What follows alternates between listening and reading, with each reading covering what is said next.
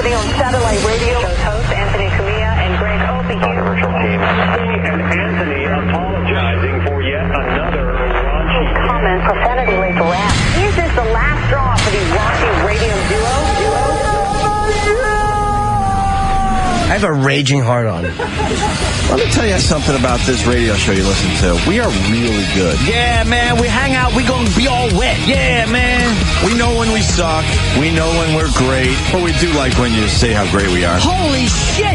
Oh, my good golly! Hey, look, we're broadcasting again. But enough of this palaver. Let's get the show on the road. Good morning. Welcome to the Opie and Anthony Show. Hello, everybody. We got lots to do today, man. Holy crap. We got that crybaby Lindsay Lohan. We got to give her a little bit of a beating today. What happened? Well, we'll get into it. Oh, poor Lindsay. Then we got some chick digging the breast milk cheese that her husband/chef makes.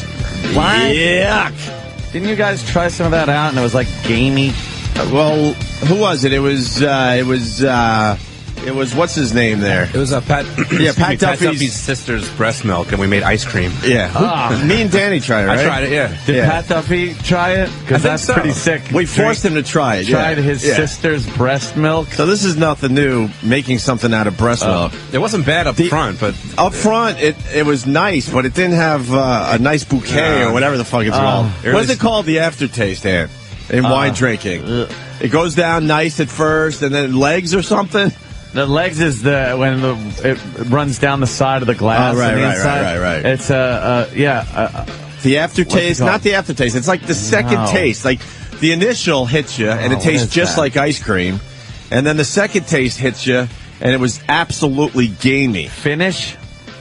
Was it like the finish of the whole thing, maybe? Is it called the finish? Because that's what I'm getting on it. Ew, God, I got to turn and look at toenail fungus. Why not? What the fuck is going on? People Looks are delish. eating their breakfasts. Most people have that going on in their toes. Not that bad. You're one of the lucky ones. No. You don't have the yellow toes or the cloudy toes? No. Consider yourself lucky, my friend. Oh, no. I had to take care of that shit on my little tootsies. So now my liver is damaged. No joke. What? The medication is like very dangerous.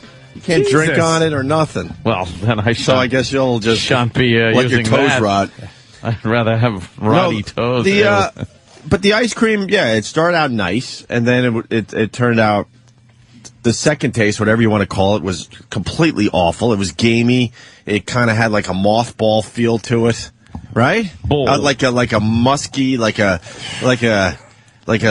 almost like human sweat / gamey taste to it. It was almost like a sour. Like it went down nice, and then it got sour afterwards. It got sour really fast. That is so. This chef, disgusting. This chef, a lot of people are confused because it's on the front page of the paper. I guess we're getting into this story right away. That's fine.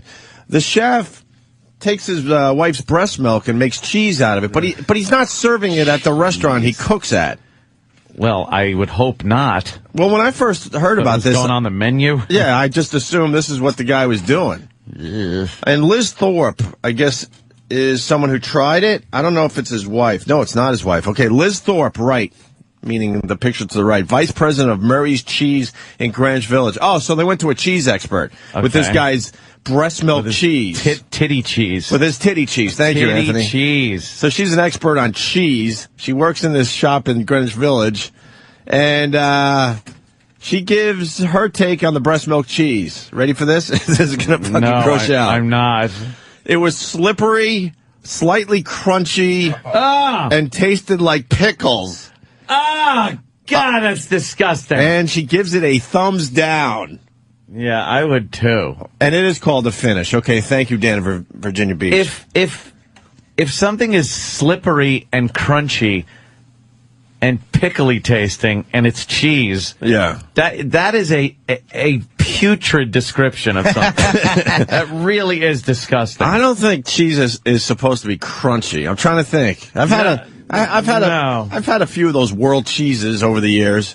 I don't think they're supposed to be crunchy. No, it's supposed to be like creamy, like the texture is. You know, cheese. Yeah. Unless it's a specialty cheese where they put some kind of crunch in. But I'm assuming crunch in it. I'm assuming this chef did not make make it with the hope that it was crunchy. Your basic American, Swiss, stuff like that.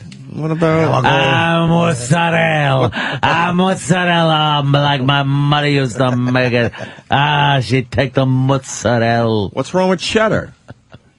Cheddar? Sharp cheddar. Fucking love cheddar. Okay. Probably my favorite cheese you ever. Scared me. Is a nice sharp cheddar. Yeah. Sliced and put on crackers. I don't like cheese that you have to kind of like spoon out and spread. No. I'm not a fan of that. No. I want a nice slice. What about cottage cheese? Ugh. Do you like cottage cheese? Hell fucking no. I can't even look at it. Hell fucking It no. just seems disgusting. What about goat cheese? Goat cheese, another gamey fucking... Goat cheese and feta cheese is a waste of time. Fucking smells like goat udder.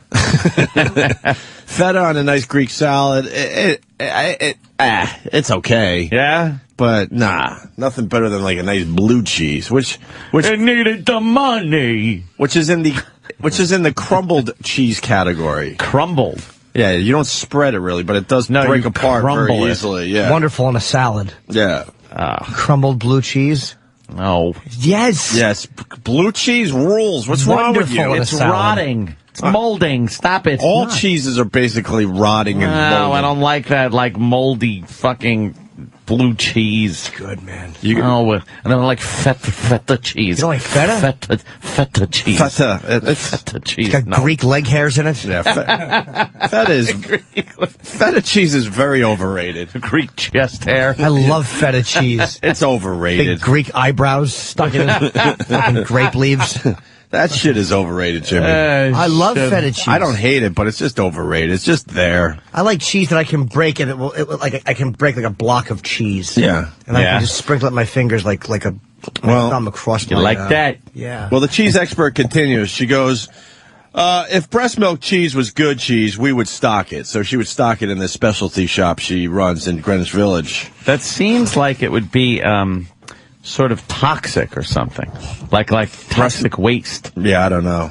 Well, the mother is saying, look, man, I'm healthier than what they're doing to the cows that make the real cheese. Man. No matter what the city says, Lori Mason insists the breast milk she supplied her cheese-making husband is more wholesome than anything on the shelves at Whole Foods. Well, there you go. How about some ball cheese then? Why don't we just go to fucking the whole route? How about ass crack cheese and belly button cheese? Why don't we try the cheese? Fucking uncircumcised cock cheese.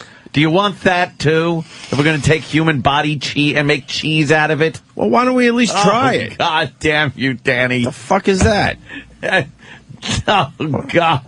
I don't know. He's got a picture of a big... Oh, my God. Oh, God. Jesus. Got a picture of a cock and there's some cheesy shit Smegma, on it's it. kind of collected. Schmeg is collected under the rim of the helmet. It looks like the skin has been pulled back, revealing a cluster of smegma. Raptor. Can I see that again, Dan? Why do you need to see it again? Because I wanted to make sure I'm describing it accurately. Yeah, It's a pink cock, not very large, and the skin is taut. It's been pulled back. Yes. Revealing a milky white cluster of cheese on the bottom of the head and under the rim. With a few dark spots in it. Yeah.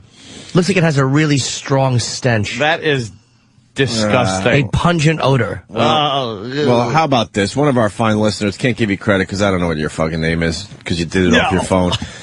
Can you make it tit Cheez-Its? Cheez-Its? Cheese tits. Tit Cheez-Its. Or tit... We can work on the name, but let's do this. Let's get some of this fucking breast milk cheese and let's try it out. What's wrong with you guys? No way, no how. Well, I know I'm in because I did the ice cream. And Danny, are you in? Tit cheese. Would you try some breast milk cheese? Let's I'll try some, absolutely. I just saw Nicolini was just sniffing a bunch of cheese on her fucking Well, desk. fuck, if they can get breast milk cheese, why can't Are we? they? Maybe they have regular cheese. Who knows what they There's a have? bunch of regular cheese. I don't know. Maybe they'll do it No, when they're they come doing it. back. I bet you they're doing one of those taste tests. Are they? What? Because she was smelling it and kind of making a funny face. I don't know. Maybe we ought to get that audio. See, if we had a producer, we would have like a taste test contest today. Yes. But this is the obvious stuff that you need to do if you produce a radio show. It's a no-brainer. You have cheese waiting for us, and one of them is the breast milk cheese. Sorry, my Prius took off and went in the opposite direction of work. Can you get breast milk cheese, though? I think they got it on Channel 11. Why not? It might be. I don't know what the deal is. I just saw her like making a really funky face while she was looking at some cheese. Steve goes, do you want to talk to the guy? I don't want to talk to the guy. I want to try it out. Maybe we should find out if we talk to him if we can get some of his cheese. That's the bit, and very obvious. She's checking out cheeses from the Stinky Cheese Festival. Is that what's going on? Is there a Stinky Cheese Festival going on? Yes, in my underpants. That's what I call it. That's what I call it. Come to the Stinky Cheese Festival? Yeah, that's how I get a blowjob. I'll point at my balls and I say, come to the Stinky Cheese Festival. Oh, my God. How often does that work for you? I'd say 1 out of every 1,400 times. Like if I fuck and I don't wipe it off for 2 or 3 days, and then I shit a few times, and then I do some jumping jacks.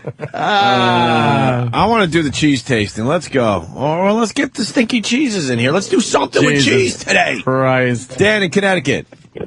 Hey, boys. Just wanted to thank you for letting me throw up my breakfast burrito in my mouth. What's really fucking slimy, crunchy breast milk. What part got you? The description, the crunchy thing?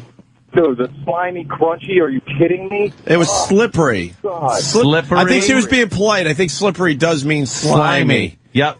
I think she was trying to be nice about it. Slimy. It's the You're same. right. You know what? The one thing about cheese, it's not supposed to be slippery. You take a block of cheese and you throw it on your kitchen counter, it's going to stick immediately. Thud. It's going to just thud. It's not supposed to slide across the counter and fall on the floor. Fresh mozzarella. That's kind of slimy and watery. But that's not going to move too much either, man. But that's like good stuff. Yeah. All right, let me continue. Her milk is 100% organic, free range, and full grass fed. She told the Post, I eat healthier than your average cow, and I'm not pumped full of steroids. You're a fucking person. When Mason's husband, Daniel, blogged about making some of his wife's excess breast milk into cheese, customers at his restaurant, began demanding to have a taste. They wanted to fucking taste it. They wanted a taste. Yeah, but they wanted it right from her tits. Yeah. He didn't understand what they were saying. It's not against the law, but the city was strongly advising not to do it. Of course. There's got to be a health fucking problem with that. The cheese could cause a potential health hazard. There you go, Aunt, the official said. That did not stop diners eager to sample the human dairy from showing up at the restaurant yesterday. We had some people who ordered the cheese plate, and I had to tell them we don't serve the breast milk cheese in the restaurant. I told them if they want to try it, there's a recipe on his website. Oh, my God. Great. Nice recipe. Oh, my God. Does this help your business or hurt your business? I imagine if we put breast milk cheese on the menu at F.H. Riley's, I would say it hurts business. I would say it hurts. You get a couple weirdos that need to come in. Freaks that come in. Give me your tit cheese. I need to try your tit cheese. I hear you got tit cheese. Yeah, we got the tit. Give me. I need a plate of tit cheese. Right now. Right. But the rest of the people are like, what's fucking wrong with you? It was slippery, slightly crunchy. It tastes like pickles. We did that part, but I wanted to say it again. They're saying it's unsafe, probably. It's not intended for adults or for wide public consumption. Risk would depend on the health of the lactating woman. No intention of selling the wife's cheese, blah, blah, blah. All right, so it's a huge story, though. It's right on the front page. That's fantastic. So let's hunt down some breast milk cheese. We were able to do breast milk ice cream. Why not breast milk cheese? Well, they're showing cheese on the news, and it's just disgusting. Lindbergh and You want some gorgonzola? Do you like gorgonzola? Isn't that a blue cheese derivative of something? I don't know. Well, I'd like an answer, please. The cheeses I like the most, I don't know. I don't know what they're called. That's the problem. You get a really nice piece of cheese, and they tell you what it is. You can't remember Swiss, the name. Cheddar, American.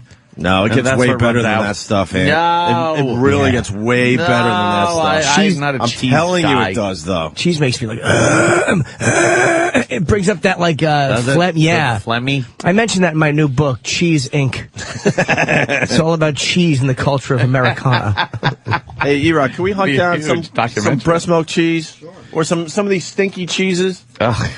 We just want to try some cheese today. How about this smoked Gouda? Smoked Gouda, yeah. There's nothing better than a week's worth. Now you're talking. A stoned wheat cracker and some smoked Gouda on it. Now you're fucking talking. Smoked Gouda sounds disgusting. It's amazing. I don't like the names of cheeses. You know, they've named cheeses things that are disgusting. Limburger cheese. Swiss it smells like the baby. Swiss sounds okay. No, because you used to... Try to like make believe you're hearing the word Swiss for the first time. It doesn't sound good. You just like know it as Swiss for your entire life. Switzerland and Swiss. That's okay. Swiss. Cocoa. Swiss doesn't sound good, bad. Gorgonzola sounds disgusting. Gorgonzola. Ugh. And Gouda doesn't sound good either. Gouda is it's just names for cheeses. Gorgonzola sounds like something that it's like the 5th stage of penile cancer. You have gorgonzola, which means they have to slice off your penis or you don't live. Of the cock. I got gorgonzola to prick. Oh yeah, this guy. I know a little something about cheeses, and this guy Dustin is right. Go ahead, Dustin in Texas. Listen to this little fun fact.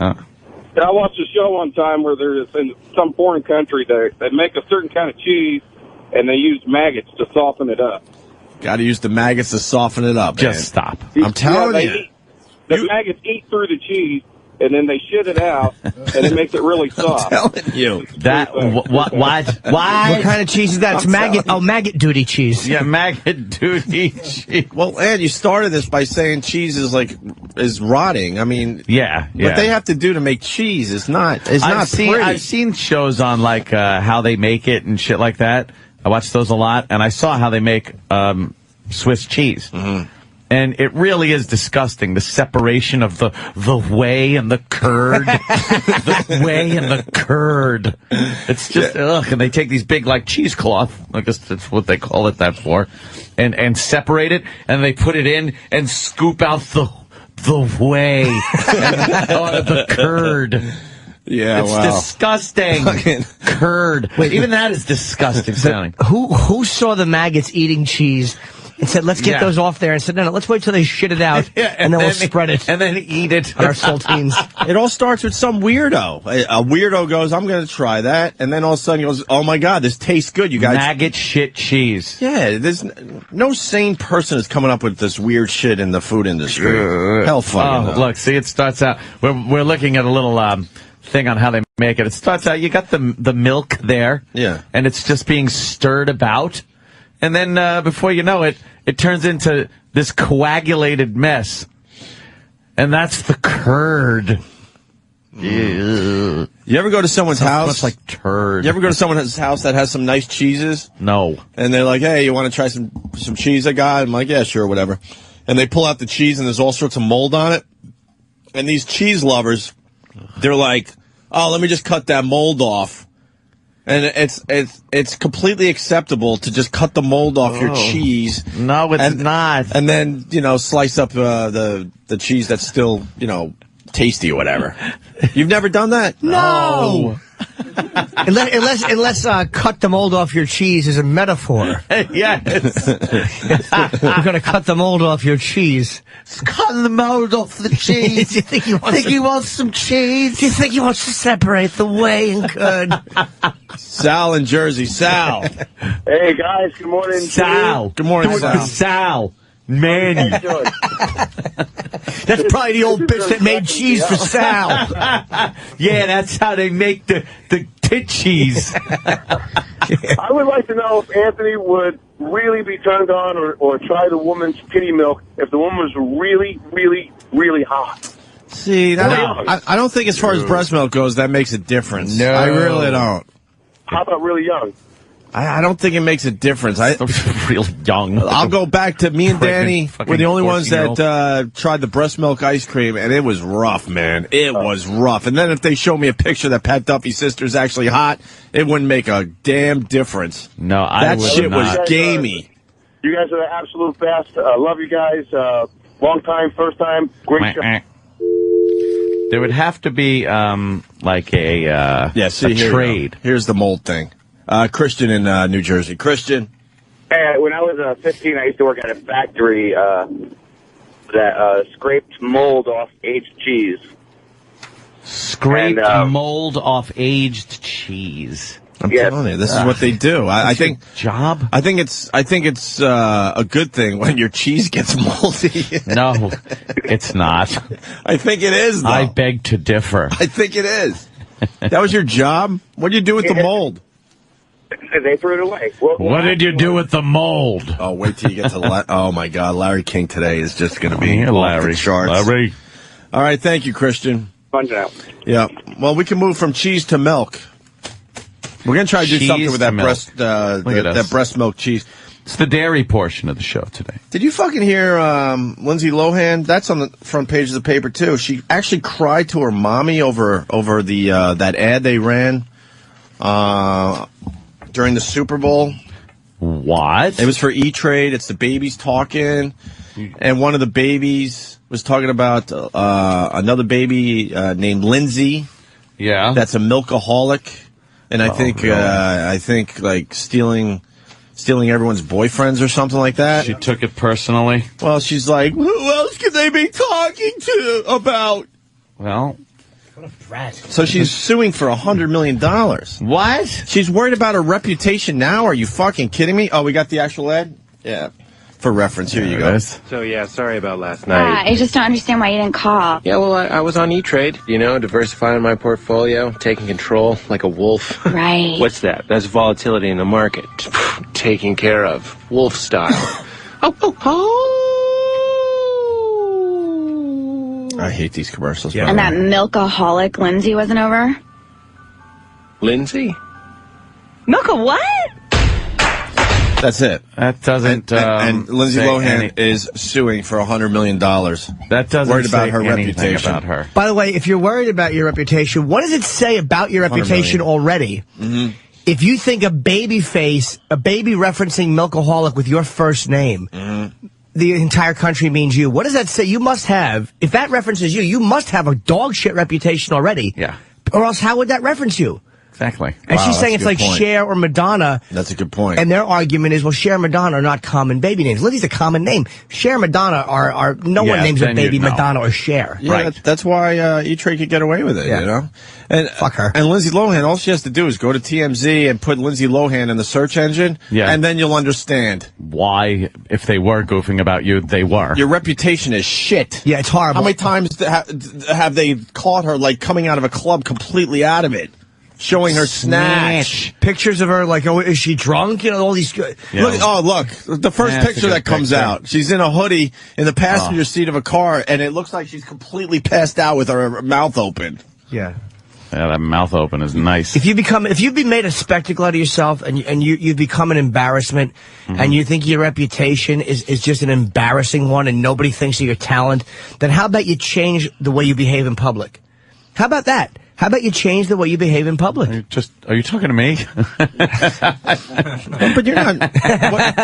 I mean, whatever you're doing in your personal life, I mean, you're not being photographed in these states of fucking inebriation like she has over the years, right? She's a wreck. Lindsay Lohan is no milkaholic. And by the way, you're not going to see Cher or Madonna in these type of photos like they get of Lindsay Lohan. Maybe Cher in the early days. Maybe Cher. It's been so long. Who knows? Yeah, but it was like the old Greg Allman days, and then the fucking bagel guy. Remember him? Oh yeah, the guy she was with the bagel guy. I forgot his name. Yeah, can't remember his name. But she went through a phase where she was like, the kind of joke. What is that? Is she topless in that? That's Lindsay Lohan topless too on Perez Hilton. So really Lindsay Lohan. That's great. Really? Lindsay Lohan is no milkaholic, but she does cry like a baby. Wow. They're going right after her in this article. The Mean Girl star was left sobbing uncontrollably when she saw an E-Trade ad on Super Bowl Sunday about a ditzy, boyfriend-stealing infant named Lindsay she believed was created in her likeness. Her irate mom told the yesterday. She said, "Mommy, help me. This is wrong. How can they do this?" Dina Lohan said of a tearful phone call with her 23-year-old daughter after the big game. 23 now? Lohan had just set her peepers on an ad for E-Trade that features a pair of babies and we know okay. They're little babies doing this, mocking another child who's just trying to survive Hollywood, basically. Gotcha. All right, it goes on. We've made our point. But meanwhile, didn't her father recently want to release a message or a conversation he had with her because she won't go to rehab? It's like that embarrassing family situation with the fucking father.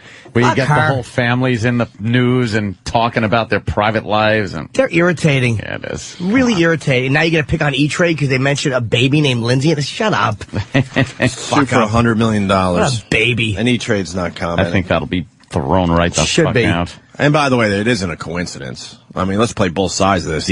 E-Trade knew exactly what they were doing. Yeah. Of course they were mocking Lindsay Lohan. Come on. But there's no way they're going to be able to, prove it. Yeah. Sure, just don't behave like a drunk. Don't make such a fucking spectacle out of yourself. If you don't want your first name to be synonymous with embarrassing behavior, then don't act that way. Fell into the eyeglass machine and made a spectacle of herself. It's not bad, actually. My head almost concaved in when you said that. We're doing lens jokes. I went to Lens Crafters recently. Oh, yeah? Yeah. What happened? I said, could you craft me some lenses? Let's get out of here. Go to Greg in D.C. Greg. Good morning, boys. Hey, Greg. Real quick before I get to my comment, one thing no one mentioned. Lindsay takes her 15-year-old sister clubbing and gets her little ass drunk. So I got to just say allegedly because I haven't been there, but it seems to be correct what you're saying. Thank you, Dan. Yeah. But the one thing I wanted to point out is, Anthony. What? You won't drink breast milk, but you'll eat an asshole. Nothing's really coming out of it at the time. I'm not going to sit there. Your timing's off. And unless your timing's way the fuck off. Yeah, I'm not fucking have my head upside down in the toilet bowl waiting. Take a seat. You've got more of a chance of someone accidentally relaxing enough to possibly let a little nugget go out of their ass and out of their tit. No. Greg, it comes back to me. I tried the breast milk ice cream. Trust me, you'd rather eat an ass. Oh yeah, I'm sure the breast milk ice cream tasted like ass. I would rather lick the tit. It tasted gamey. It tasted like something that should You're not a man. You're not a real man if you don't eat a girl's ass. What's wrong with you? You pussy. Yes. Go fucking go suck on a tit like everyone else. All right, wait. Unless you fucking tonsil deep up a girl's asshole, don't talk to me. That's right. Well, tit liquor. Hold on, Ant. No, I like what you're saying, but overnight we lost the oldest woman in New York. She was 111, and she didn't eat any junk food. Oh yeah. What would it take to eat her ass when she was alive? There's nothing. There's nothing on the face of the earth. You would have made a shitty pledge in college. You would have never been able to join a fraternity. And trust me, you're better off. What do they call them? An independent? You would have had to be an independent. You just don't do stuff. How does it feel to be an independent, Schoenstein? Right. How does it feel to be an asshole, Niedermeyer? Yeah, you would be an independent. Because sometimes you just got. What did he say? Sometimes you got to do it just for the goof. Jimmy, would you eat a 111-year-old woman's ass? Sure. Yeah, why not, right? Out of respect for her longevity. No, there's just been too many miles of shit that's come out of that. You wouldn't do it for the story? Sometimes you do it for the story. No. I know we're older gentlemen now, but when you're younger, that's some good shit. You got a nice story to tell. No. While you're knocking down beers at the local pub. Ass eating, or actually having your ass eaten, is a thing for the young. You know, the girl has to be very clean. What's the cutoff for ass eating? The cutoff age? I would say you're skirting things. You're going to say in the 30s, somewhere in there. I think you can make it to 40. Yeah. Not much further, I don't Well, think. it all depends on how well things are taken care of. I'll agree No, we're with generalizing. I'll agree with you. I think you can make it to 40. I think. Yeah. I'm not sure, There though. are exceptions to the rule. Maybe some of the guys out there that are older ass eaters can help us out. Can our older ass-eating gentlemen give us a call? We're trying to figure out what age where you got to retire from that. You know, let's think sports. I mean, if you're a 40-year-old left-hander, you're still pitching in the majors. but you can't really be a 40-year-old shortstop. No. So we kind of need what age where it starts going bad, where it starts getting a little gamey, where you're out. Too much. Look, I know we got the older listeners out there. They don't participate. I know there's a few of you guys in your 50s right now. Come on. Of course. What was the age? What was the age where it turned? Where it turned. Oh, God. It's kind of like wine. They say the older the wine, the better, but it does get to a point where it gets too old, right? Well, the older the chicken. Yeah, right. What was that one? The older the chicken, the tastier the soup, or something like that. The older the chicken, the easier it is to rob in a vestibule. Remove the hat. Mm-hmm. Well, Birdman wants in on the Lindsay Lohan thing. Birdman. What's happening, guys? Hey, man. I love eating ass, by the way, and I'm 41 years old, and I fucking love it. Well, how old is we're not talking No, about not about the you. guy. Yeah, how old are the women? Idiot. Hey, fuck you, man. Don't call me an idiot. Hey, listen, fuck Lindsay Lohan. No, wait, hold on, Birdman. What? It's not about how old you are. Yeah, an 80-year-old guy can eat ass. Right. But now, is he going to want to eat the ass of a woman that's 80 years old? Right. Of course, if you're an ass eater, you're an ass eater, no? So you're eating ass of women that are in their 40s? Well, I'm saying, yeah, of course. Okay, well, that's all I'm asking. All right. And it's still fine. Yeah, I love it. I'd rather eat ass than pussy.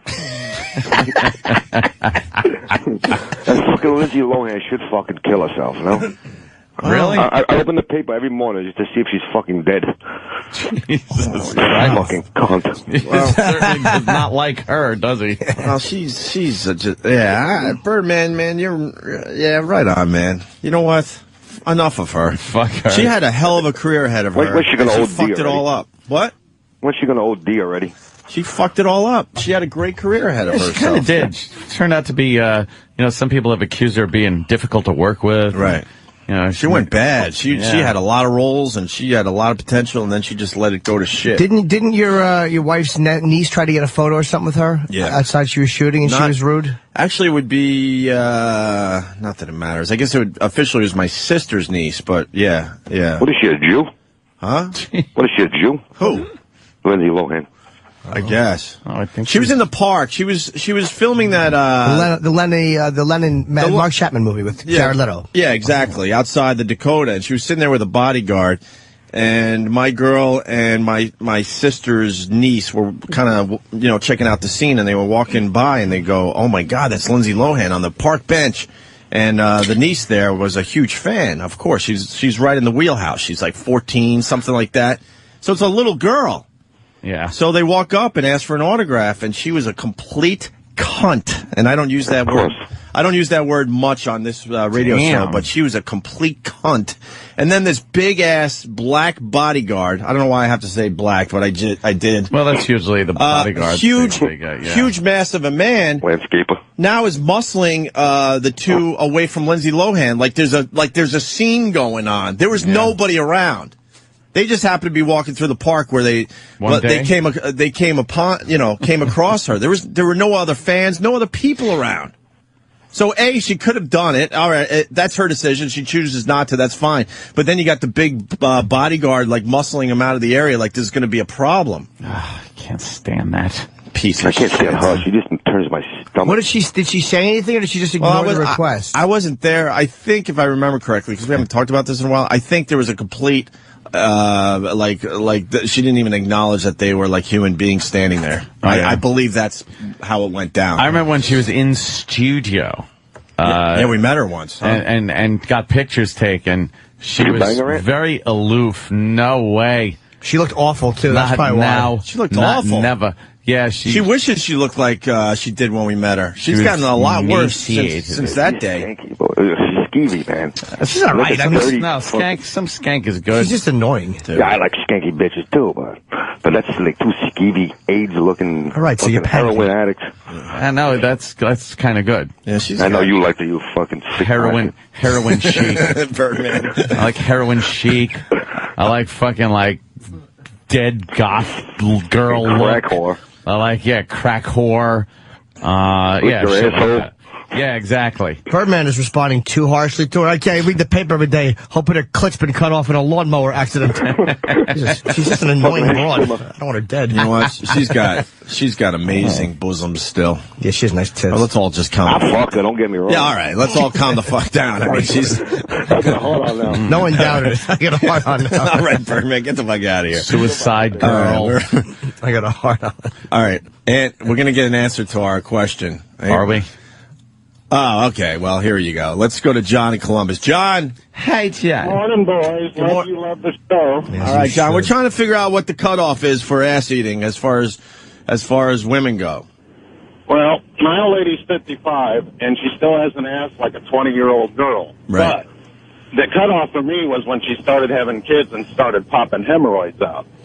There ain't no fucking Can you way. never call the show again? I still use it for a chin rest, but that's it. So, I mean, but you made it into you made it where she was in her 50s. Well, no, when she started having kids. Oh, I'm sorry. 40s, All right, 40s, and 40s. The roids start, and you'll learn that firsthand here shortly. Well, I'm really thrilled that you're sharing that info today, sir. Thank you very much. Roids. You never want roids on your broad's asshole. No. Let's go to Tom in Jersey. Tom. Hey, guys. How are you this morning? Welcome aboard, Tommy. Yeah, both my wife and I are 50, and my wife looks like she's about 35, and I still eat the bunghole. I mean, there's a lot of sensitive nerve ending there. I would probably go a few more years as long as everything's tight and looks great. Wow. So he passed the 50 mark. Wow, I'm learning something today. He passed the 50 mark, and he's still lapping ass. And she's okay. And she's lapping his ass. Wow. Yeah. All right, see, there's the issue.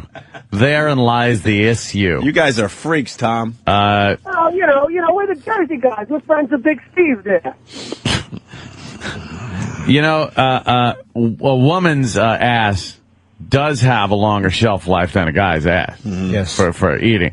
That is definitely for the young. What doesn't have a longer shelf life than a guy's asshole when it comes to eating? So does milk in fucking Saudi Arabia. I'm saying that a woman, I don't know what, eating a guy's ass that is like, I don't know cracking 50. I don't know what's wrong with women that they want to eat fucking guys' asses, by the way.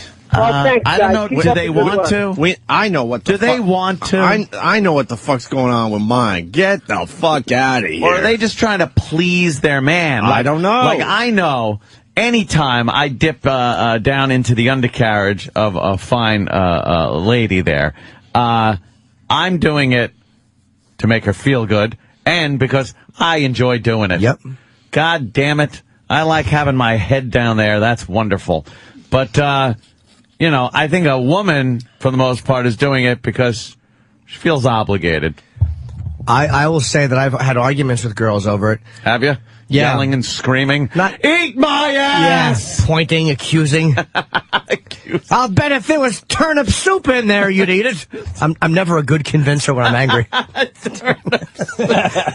that isn't turning her around. I don't know how to convince somebody. Why? I'll bet if there was chocolate lava shooting out of there, like just meaning good chocolate, but I don't realize the picture I'm painting. But I had an argument with a girl one time about that. I'm like, you don't eat my ass. I'm like, you want me to eat yours? I'm like, mine is clean. Oh, fuck, Danny. You were arguing over it? Fuck yes. Because my ass is immaculate. It's not worth arguing over. My ass is, so you want me to eat your ass? I'll eat mine. Oh, my I'll fucking, my ass is not swamping your ass. You can't do tit for tat with ass I eating. can, and I did, and I won. Nah, I'm not. No, it's not a bargaring chip. Sure you can't is. bargain. I'll sit right on her face, lick. No. Any broad. I think I would respect her because she doesn't. No. Because I just like what I'd be like, what the fuck is wrong with you, man? Don't go past the bottom of the sack. I've shit out my rules. I've shit out steak bones before. Oh, Get the God. hell out of here! I'm not. Just keep your ass clean. Just do it after a shower. No, believe me, impeccably clean. I'm not dirty, believe me. But there's just something I can't. No. I will fucking spend a while down there, just tongue in ass. But for a girl, I'd rather she keep. The taint is the fence that has "This is a minefield" written on it. Just kind of.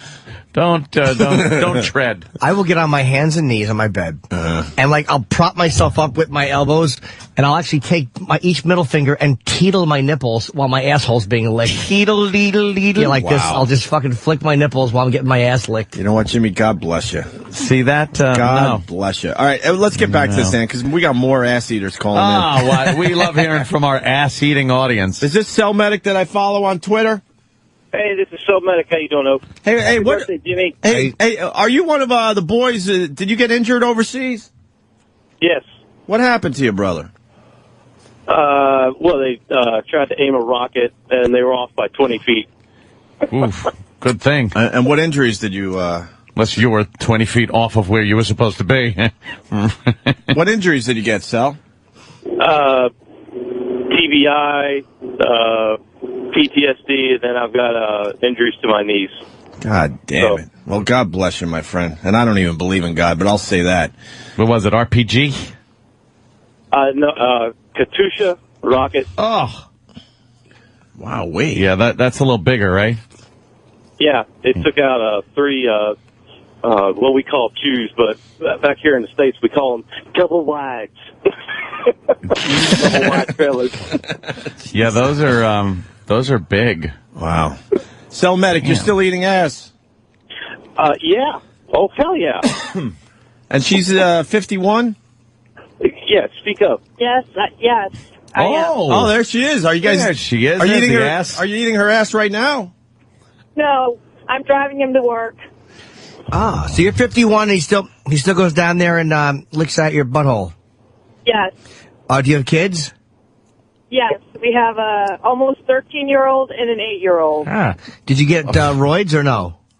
No. Wow, okay. No, There they you would go. be off limits. Yeah. And Cell Medic, you have, and it's still good, huh? Oh, yeah, it's like a 20-year-old. Oh, Wait, does she eat your ass? What is this about, Ed? Oh, hell no. I got There a you go. tattoo of a snake and "Don't Tread on Me" tattooed right on my taint. It's like, don't go past there. See? He knows. He does know, man. That's terrible on a guy. We're getting some instant feedback here that if she goes back there, you can make a movie, The Squirt Locker. You don't want to do that. A pack of shit now. All right, there you go, Cell Medic. Thank you, brother. Well, bye. Punch it out, guys. All right, good job, man. I know. Poop tune. No, that's not even funny. Poop is funny, It's though. cute. It's cute. That was a cute one. Daryl in Kentucky. Daryl! Hello, boys. What's up? Hello. Well, I'm telling you, I'm 53 years old. My wife's 50. And she asked me probably a week ago to check for her. She thought she might have a hemorrhoid. And I hadn't been around her for a while. And it's still pink and round and beautiful, and I just pour into it. Yeah, I just Now you were just checking for a roid. See, how does it? I think she did it just to have me back there, to tell you the truth. How the fuck does it go from checking for a roid and then you jump right in? He loves his Dude, girl. I'm a butt man. Oh, what? You know, would he consider himself an ass man? Do I? I wonder if he would consider himself what are you getting an ass man. What are you getting I'm just at? wondering because a lot of it seems like this guy, if he's just checking for a hemorrhoid, right, and he's looking into her ass, and he can't resist, like that switch flips, and he's got to tongue it. Yeah. I'd say he's an ass man. I'm an ass man. Yeah. Yeah. Come on, here it is. Yeah, I'm an ass man. Oh yeah. Okay, That's right. That's right. Now, what would dictate being an ass man? Let's listen. Do ya? Absolutely. Yeah. Oh, Stick 'em. What's that about? yeah. Yes, do ya?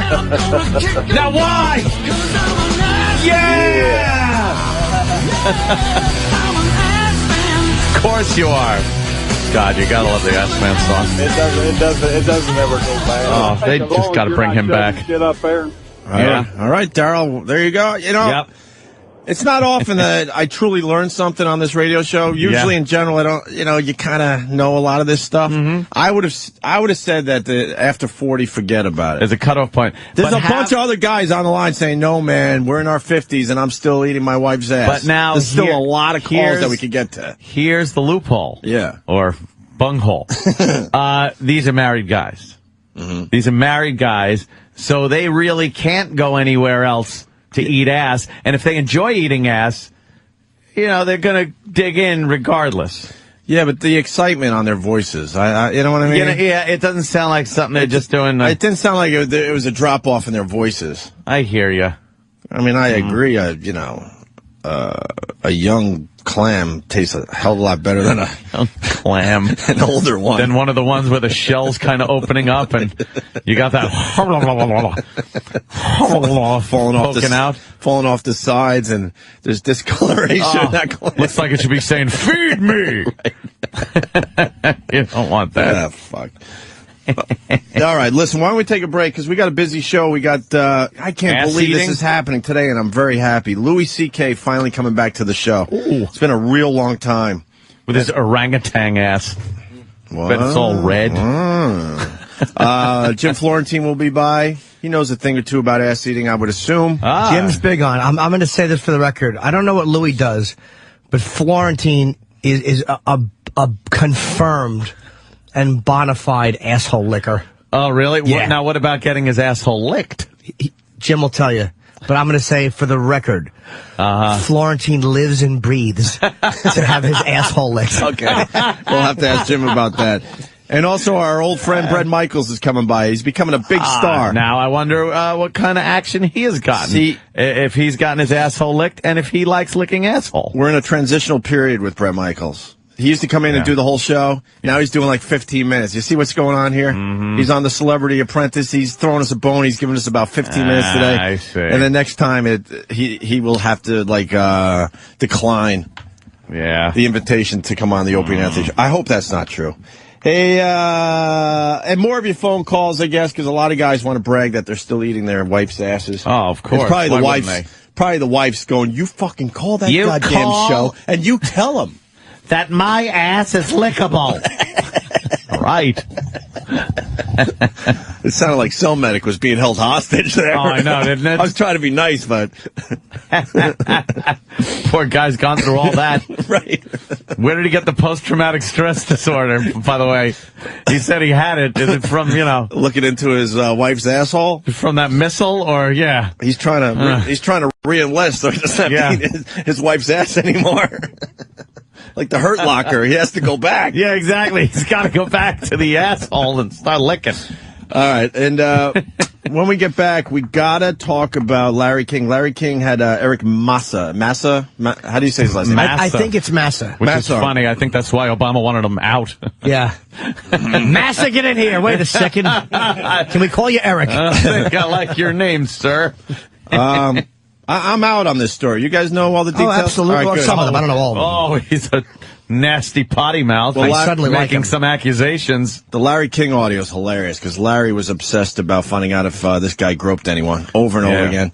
And also, we didn't get Jesse Ventura on our show yesterday. I wonder why. But he was on everybody everyone else's show here at Sirius XM. I mean, everyone got to talk to him except for us. I saw him when I left the studio. He's a little crybaby for not. Oh no, coming we on our missed show. the big interview. Yeah, Gives a shit. How about you come in here and confront us if you're a big tough guy? Exactly. I want positive press. And the only reason I say that is because he was talking about Jimmy on every other show. I got 3 examples of other shows that had Jesse on that were talking about Jimmy. Well, Jimmy was right here. You could have come in and fucking talked to him. And I actually really haven't badmouthed him since that. Like on DJ Shea, because they called in. They said, look, Jesse's called. I've called a few shows they've called, and I haven't trashed him. You're hysterical. That's like saying, look, we only bombed the Japs twice.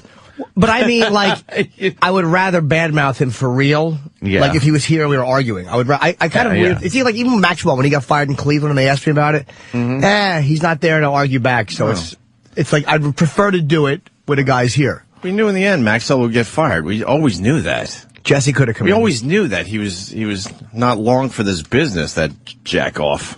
But you know what I'm saying? Off. You know what I mean? It's like he could have come in. He was in the building. Yeah, so Jesse did everyone else's show. We got the audio as they asked about Norton. So I'm sure it's riveting audio. Holy shit. We got so much to do. So let's take a quick break, and we'll get into some other stuff after the break. Yeah, let's do this. Louis C.K. coming in about 15, 20 minutes. Jim Florentine, 8:30. And then Brett Michaels at 10:15. Of course, the star of Celebrity Apprentice. I hear he wins the whole thing, so maybe he'll tell us that today. I guess we only have him for 15 minutes. Yeah. We got 2 great things that we got to squeeze in before Louis C.K. At least one of these. Yeah. You got Jesse Ventura, who stopped by yesterday to do everyone's radio show except ours here at Sirius XM. No, that's our punishment for confronting him and being nasty when he was nasty, or my punishment. Yeah. For questioning his conspiracy theories. And he didn't like the personal nasty insults, but who gives a fuck? Didn't. And we have a much bigger audience than all the shows he did, except for Howard. I'm not going to fucking front here. But the rest of these shows he did, there's no real audience. No offense to these guys. They're building an audience every day. But we have a huge audience, and he avoided us. Yeah. I'm here on the Broadway channel. Are you? What the fuck are you doing? Yeah. You know what? In between show tunes, he's telling fucking conspiracy theories. You're not too far off. I know. Maybe E-Rock or somebody down the hall could give me a list of all the shows Jesse did. Shows Jesse did. Except for ours. We got two shows with audio that, they have a nice audience. But then there are a bunch of other shows I truly have nobody listening. Nobody. And also we got the Eric Massa thing. So which one you want to do? I need your help here. I gotta hear Jesse. All right, we got to go with Jesse? Yeah. All right. Let's go with the Jesse Larry King. And by the way, after the show yesterday, Jesse was outside smoking a cigar. Yeah. And me and Aunt walked out separately. You saw him. I didn't know you saw him. Yeah. And then I walked out and I had my HD flip and I saw him. So I just kind of followed him down the sidewalk. And everyone's like giving me shit. I was just trying to make a dumb, silly, dopey video. I didn't feel like confronting Jesse Ventura. What you did? Everyone's like, why didn't you confront him? Like, because I don't care enough to confront him why he wasn't on our show. First of all, it wasn't my fight. It was Jimmy's fight. You could have had the flip in front of your face and your hat on. He wouldn't know who the fuck you are. That's what I was thinking. And just be going like, hey, Jesse. Yeah. How you doing? Well, shut up. I'm looking for conspiracies. Well, I was surprised that I even saw him on the sidewalk. And then I'll be honest, I didn't really know what I wanted to do. Yeah. I had the HD flip. I turned it on to try to do something. And then I wasn't even going to post a video, and I did it anyway because it was like, hey, this is kind of weird that all of a sudden I would just run into the guy outside the studio. So yeah, I saw him But talking for the people, I wanted to make something silly and dopey, not go for some big over-the-top confrontation with Jesse Ventura on the streets of New York. Could have asked him, though, without being nasty. Jesse, why didn't you come on? We could have worked this out. I guess I could have. And he could have punched you in the face on the street. Nah, he wouldn't have. I don't think he would have either. You never know. But that was you just asked him? Nah. I wouldn't be worried about seeing him at all. Yeah. But that was my intention. I was like, A, I didn't know what to do, and B, I was more trying to do something silly. But with that said, Jesse did Cavino and Rich, and God bless these guys. They asked about the confrontation between I like those Jesse Ventura and Jim Norton. They're on Stars. They do afternoons on Stars. It's a good show. Well, I remember last time you were here, I remember you were down the hallway with the Opie and Anthony show, and you got in a fight with Jim Norton, and that became like a big YouTube thing. They're all dead? Right. You're sure of that? Yes. Were the bodies identified? No, but that's taking Well, we'll just fly with that. What the hell? My government told me that. So, you know why I don't believe my government? Well, you believe Saudi Arabia's government? No. Over there And I remember you getting a big fight with Jimmy Norton. Then you gave him a pat on the way out, and he got all fired up, and you guys were fighting. No. He said something personal, derogatory, and very insulting to me. What did he say? I didn't hear. I don't even remember because he's such a. God, you can't say that. He can't. He does remember. You really fucking hit a nerve with him. That riffraff line was after everything when he was in the hallway. Exactly. So Jimmy didn't say anything while he was still in front of a microphone that was personal and insulting. The only personal insult, and I never would have insulted him like that. That bugs me because that's just not honest. That's not true. Isn't honest. Was that when he touched me? Yes. We were going back and forth. He called me an asshole. I called him an asshole. It was two guys just arguing. Mm-hmm. When he touched me, I've said this a million times. That's what bothered me because then the only way for me to come back at him, I'm not going to get into. You can't physically intimidate. Dude, I'm not an idiot. I'm not going to get up and pat him angrily. Yes. Because then that's taking it to a level like, what am I, fucking suicidal? So I did what I do. I insulted him. That was the only way to come back without looking like a complete bitch and a pussy was just to insult the guy. What was I going to do? You know, I didn't realize until I just heard him say that how that affected him. You fucked him up with that line, man. And I saw it on his face. He wanted to. That really got to him. It really did. But again, if he hadn't touched me, if he hadn't sarcastically slapped me on the back, I never would have said that to him. Shit. Ever. He did touch you. Really annoyed him. Dude, I never would have said that to him. Thank you, Danny, for pulling What up a great every reference. riffraff picture. What a great reference. It is so good. You killed him with If we're that line. look, if we're arguing about points and we're disagreeing and we're insulting each other, it's not very nice. And you want to use what you'd got, well, then I'll use what I got. He has physical intimidation and strength and the ability to squish you like a little grape. Which he could do. And you have the ability to fucking say something that fucking personally insulted and hurt him. He'll never be able to hurt my feelings, but he could throw me through a wall. I have done far worse than kill you, Jesse. I hurt you, and I'll continue to hurt you. Let's get back to the audio. What did he say? I didn't hear I the don't whole even thing. remember because he's such a. He don't mean nothing to me. And all I did was turn around and I looked at him, and you know what went through my mind? What? I thought, you're lucky, boy, that I'm civilized today. Because I said, if you would have spoken to me like that when I was a Navy SEAL, I'd have cut your balls off and shoved them down your throat. Jimmy didn't have balls back then. Exactly. They hadn't dropped yet. I was just a wee lad. He was a little kid. What are you going to do? Throw him down the stairs with Kiss? So what he wants to be able to do is he wants to be able to call me. Helen would have kicked his ass. Yeah, Helen would have fucking really stuck up in her beehive. She would have beaten Jesse with her beehive. Am I the only one that thinks Jesse Ventura rocks, though? Why? If he just said that when I was a Navy SEAL, I think you got to worry about the VC that are coming after you. He rocks because he's such a character.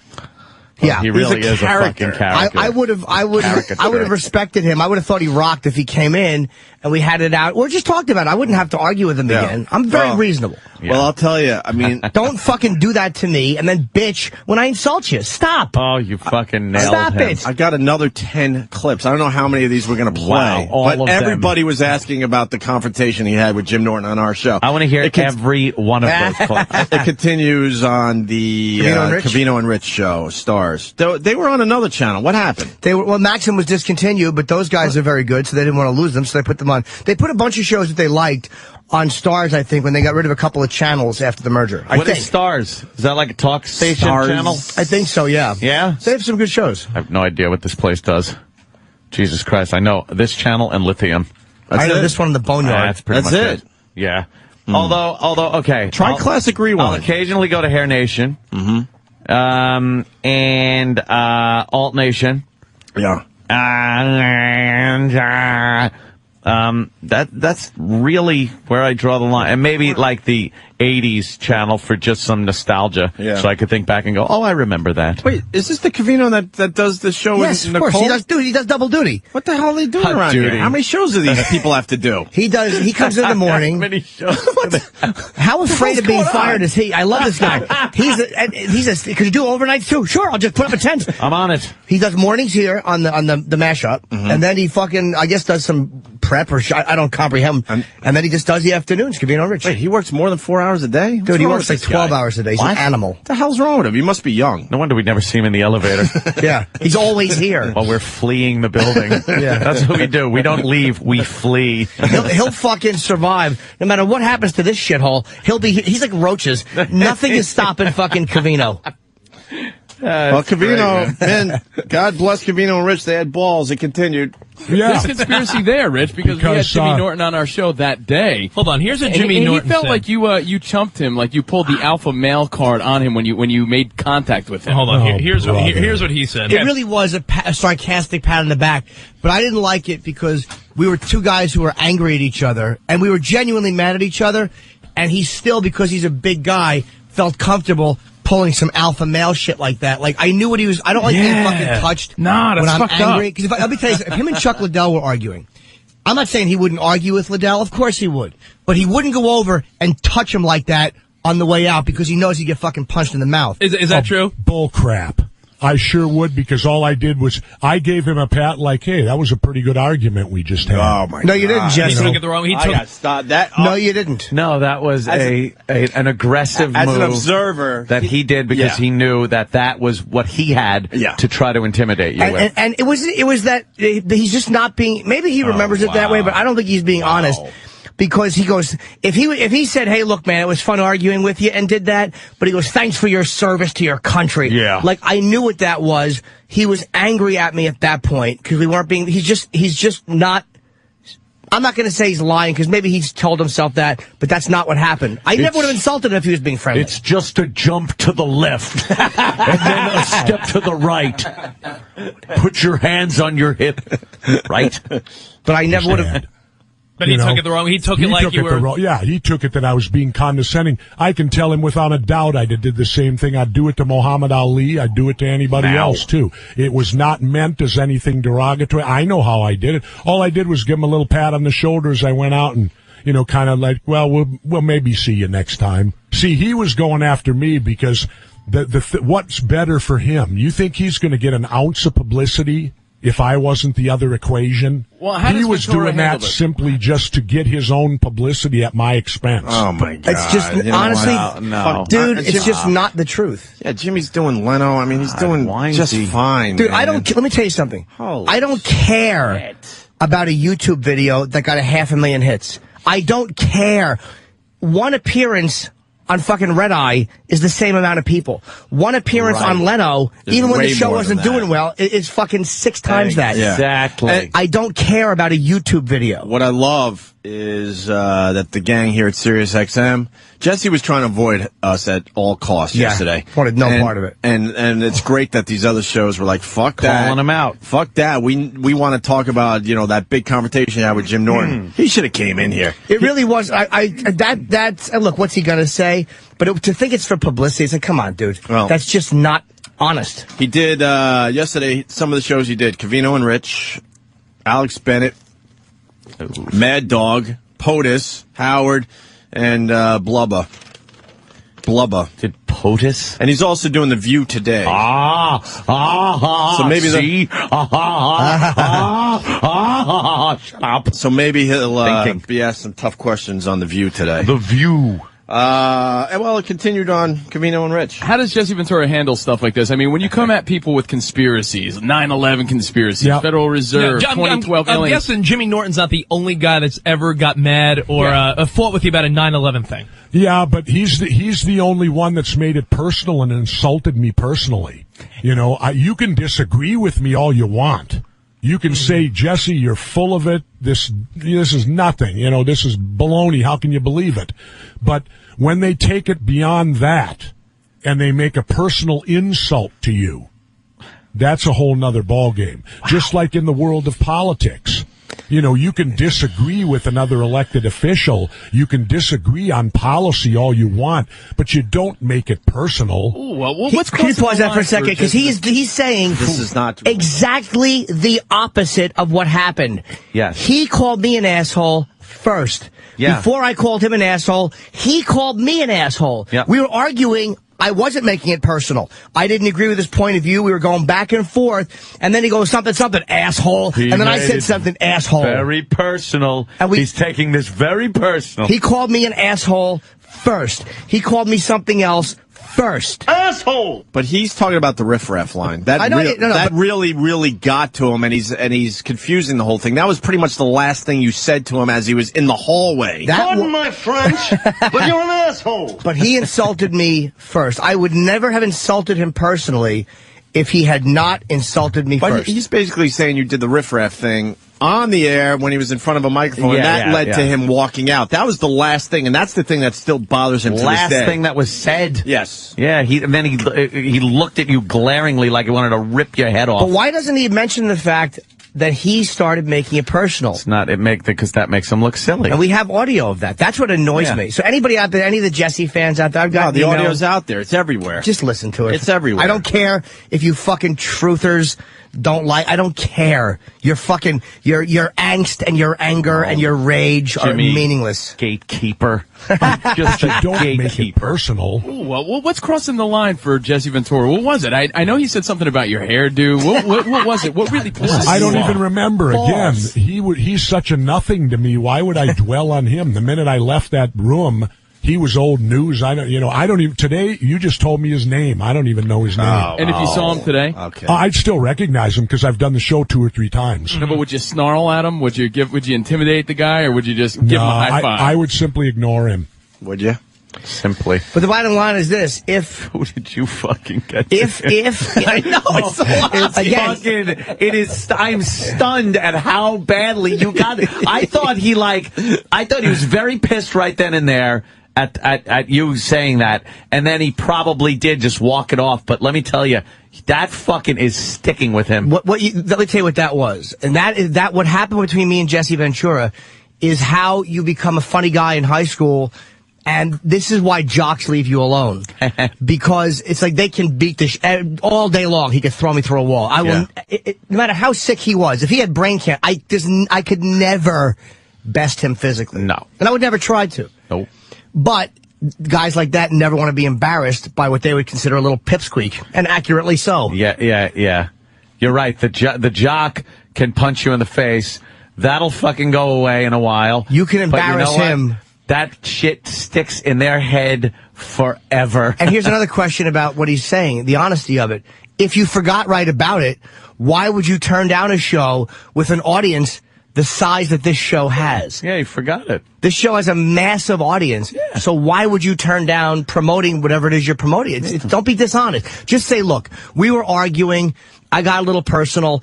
He got personal back. I alpha mailed him a little bit. He insulted me, and I didn't like. Just tell the truth, man, about what happened. Talk it out on the air. Yeah. I think to break it down, I think he blew off our show because he can't hang intellectually. I really believe that. He didn't have answers to a lot of the questions we were throwing at him that day. Can I correct myself? Yes. I've made an ass of myself. It's Rich Davis, not Cavino, who's on the morning mashup. So sorry, Rich. I was saying Cavino was on the mashup, and it's actually Rich Davis. Yeah, I get confused by that whole thing. I know. It's the guy that walks by every day with Nicole, right? I don't know who's Rich and who's Cavino. They're hot and they're sexy. We're too busy looking at Nicole's ass as she walks by every day. So really, who could be bothered with the guys' names? Right. The fuck knows who they are? But that was great that they asked him about it and they got it out. Good I like them, the balls man. on this kid. Yeah, that is a set of balls. I hear balls on this kid. Because he ain't stopping. Jesse's getting pissed even talking about it, and he's just pounding away at it. He wanted to get to the bottom of some of that shit. And then Jesse moved on to Pete Dominic's show. We've had Pete on our show. I like Pete. He's a good comic. He's a buddy. Pete does a very good radio show. Yes. It's politics, man. But he's strong. He's on POTUS. He's very 3 to 6 liberal every guy. day. 3 to 6, right? Very, very liberal guy. But he makes rational arguments. I mean, he's not a dumb guy. He's a smart dude. Dude, that can't happen. What? Very liberal guy making rational comments. Oh yes, they can. I've never seen it because the liberal snake, like Bobby Fischer, the Jew is like a snake. Jesus, Bobby, would you just fucking let it go, Bobby? Just fucking King Castle side, would you? Fucking please, just. And here we go. Jesus, just. Check out Jesse Ventura, his new book, American Conspiracies. I always love having you in here, man. It's really... I like doing your show, too, Pete. It's a lot of fun having you. And you know what else? You don't run and cry if I leave and tap you on the shoulder. I would appreciate it if you'd punch me in the face, actually, as hard as you can. You don't run and cry like a baby and whine and, jeez, he touched me. Oh, you're talking about Jim Norton. Oh, no. Oh, wow. I thought you forgot about the incident. You keep bringing it up. And by the way, first of all, and I didn't run and cry. You sat in that seat. I insulted exactly you, where it stupid. happened. I insulted you. And who ran and cried? He didn't do our show. That's running. Jesus Christ. He was in the building at the time we were broadcasting. He left. Because we saw him on the street when we were finished. Jimmy was exactly where he was when he made the comment, never moved, sat in his seat, and Jesse left. He left. So who ran and cried? He said he was done. Cry. I insulted you. He said he was done. You actually got a former governor to go, Dude, that comment really fucked him up. Fucking killed him. Yeah. Oh, my God. Like I said before, to this day, I didn't understand how fucking much that got to him. You know, I know this audio has been played a million times, but could we, unfortunately, we turned the camera on just before he got up. Yeah, I wish we had that whole 20-minute lead up. Let's. You say something. To me. You did it to me. You said I don't believe in the Constitution. Bye, guys. Bye, Jess. See? Governor. You always just sulk and walk away. Why? No, you put words in my mouth. Hey, there's a fucking guy here telling me I got a schedule, asshole. You're using dirty language, asshole. Yeah. See? Yeah. Oh. Drinks the water dramatically. Puts the bottle down. Bye, tough guy. And thanks for your service to our country. You're welcome. Thanks for touching me with your fucking stupid riff-raff and fucking Rocky Horror hairdo. You're bigger than me and stronger than me. So what? I don't give a shit. You're gonna beat me up? Go ahead. I'm not gonna fight a guy like you. That means nothing to me. I argued with you. You put words in my mouth, and you didn't like when I did it to you. You put words in my mouth saying I didn't believe in the Constitution, and that's bullshit. It's not true. I don't agree with abusing it. Thank you for your service. Oh, you're welcome. You're a bigger patriot than me. Godspeed. Fuck out of here. Wow. Get the camera outside. And then we followed him with the camera. Do you see? Yeah. He called me an asshole. Wow. I called him an asshole. He said tough guy. Because, again, I'm a tough guy if I insult a guy of his size back. So I fucking hate guys like that because they want to insult you, and then you're supposed to go, oh, okay. Don't try to be an intellectual if you just want to be a big, dumb jock bruiser. Just be that. And that pat was a little more than just a touch on the shoulder. We all know what it was. That first one was a pat, and the second one was a good smack he gave you. And again, I didn't feel like he was going to hurt me. I'm not going to lie and say I felt threatened. I didn't feel threatened, but the intent of it, the message behind it, annoyed me. I didn't cry like a baby. I insulted you. No. You were acting like you insulted me, I insulted you. You were the fucking baby. Your cadence and tone, though, were so planes, trains, and automobiles. I know. John Candy? Yeah. Dude, it was so John Candy. I knew what he was thinking at that moment. I know. Well, I'm just a little guy here. You're fucking. Because I knew it was going. I know it was going through his mind. Don't just stare. We both know what you're thinking, so just say it. You just did not fucking stop. That was good. Can I point out something important? No, I think that's impossible. But go ahead. Yeah, exactly. Sometimes you do it accidentally when you're pointing out things that aren't important. We're like, no, the wrong category. Look, a pinwheel. It's not important, Kenny. He had nowhere to go. When he says in the video, I got a guy here telling me I got to go, I got a schedule, I thought I was standing right there. Yeah. It was just Kenny was out in the hallway. Yeah, he came with a broad publicist. There was no guy with them. And he was stealth. If you get the audio of the whole show, it's out there. He admits, I don't know, but before the whole confrontation that he has nowhere to go and he could hang out longer. And then all of a sudden he had somewhere to go because it got a little hot in here. And he kept pushing the microphone away. And he did that at K-Rock one time. He doesn't like when you argue with him. So he's not being straight when he says that. Right. No, he's not. So that's what happened. That's the end. Unfortunately, the audio we don't have right now, you don't hear the 20-minute lead up, which people who heard the show heard. And it proves he's still bothered by this whole thing because he brings it up on Pete Dominic's show. Yeah. Pete's like, oh, you're talking about Jim Norton. Like, he was going to let him go without even discussing it. Sure, but I didn't cry. Let's be that's what happened. Yeah. And you're right, it was planes, trains, and automobiles. Oh, it was so much. But it was almost like in that moment, it wasn't like, I'm going to stand up and let's fight you. It was like, I know what you're thinking, and it annoyed me that he was thinking that. You pointed it out to him, too. It annoyed me. I think he felt like, this guy's completely onto me. He felt like naked standing there because you completely pointed out what he was thinking, what he was about. He couldn't trick you into trying to think something else. And then you dealt him a knockout blow with that fucking line, dude. Yeah. That affected him and still does to this day. I am amazed how badly you fucked him up with that line. But you're right, I was a planes, trains, and automobiles ass. Look, I really should have a Doug Griffin wig. It's one of my favorite scenes, man. Go ahead, hurt me if you have to. It had the same cadence. You're right. How many easy targets? I know. That's why it was so fun. Could we just? But let me tell you something. I want to hear that part again. I like me. In that my context. wife likes me. My friends like. No, my customers like me. My customers, my customers. I'm the genuine oracle. Where's the Jimmy Norton line? Because I got to hear that again. I just got to hear that one again. Let's get to the end of this this one clip here from Pete Dominic's show. No, he wants the I wanted the Jimmy Norton line. I wanted the Jimmy Norton line again. And then we'll play the planes, trains. We got that on disc. E-Rock, run it down here, please. Because we play it all the time. E-Rock, run. We'll play the Jimmy thing, and then we'll play the planes, trains. E-Rock runs like the blob in a bowling alley. I've had enough quakes this month. He's queuing that up. Let me play the rest of this clip here from Pete Dominic's show. You don't run and cry like a baby and whine and... Oh, you're talking about Jim Norton. Oh, no. Oh, yeah. Did you not do O&A? I would think you would do it again. I mean, that was great. The way that that was awesome. I'm sorry. I thought that. You know, it was weird. I had you that day, and then Jim Norton came on my show that day, but we didn't really get in too far into it. But I wish you would have done that. I thought you handled that pretty well. Wow, he's like... Good for Pete, though, man. You should have done O&A. He's right. And then good for Pete. Ends with this. You're not going to say anything? No, he's just very lucky. Yeah. Because if he would have personally insulted me like that, which he did, I didn't mind him disagreeing. I saw you shake. I thought you were going to take him out. When he personally insulted me like that, I thought to myself, here's what I thought. I thought, you little weasel.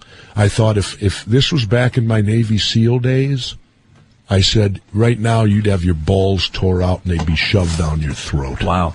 That would have been... For doing that. That video went viral as it was. That would have really made it very popular. But damn. Governor Jesse Ventura. I'm civilized now, so he's very lucky. Is he? He's lucky that didn't happen. You ever watch his comedy? He's a great comedian. Forget about it. You don't want it. All right. No, if that would have happened back when I was 21... he would have been in serious freaking trouble. Oh, right. All right, again, asshole. don't try to recapture. You stop it. Yeah, stop. We get dramatic. it. That was why I insulted him to begin with. Take that fucking big guy shit and fucking beat it. Wow. Stop. When he was 21, the more important things, the Kaiser was roaming all over Europe. But that's exactly that thinking. Like, he still feels entitled because he's fucking 6'11". It's like, shut up. If he had said that, I would have ripped his balls off. Would you have, Jesse? He should have said, if he'd have said that after my Navy SEAL days when I was wrestling. Because that's another great reference to it. It's like, where were you all those days? Why weren't you fighting all the conspiracies when you're running around with a purple boa yelling at Vince McMahon? And meanwhile, you wouldn't have said that because at 21, he probably had a full head of hair. Exactly. It wouldn't have made sense. It wouldn't have made sense. I might have insulted his acting or something else. Rocky Horror hadn't even come out yet. Absolutely. So it would have just been really Jim Norton. You would have been predicting the future, which would have been amazing. We got Louis C.K. in studio. What's up, Louis? Hi. I thought you forgot about us. A big star. Oh, no, Jesus. Louis C.K. That picture made him a big star. That would have been great if you went up to Jesse Ventura back then and said, later when you're bald. Here's how my comment will be on that. When he was 21 and I was like, maybe I was 1 or not born yet.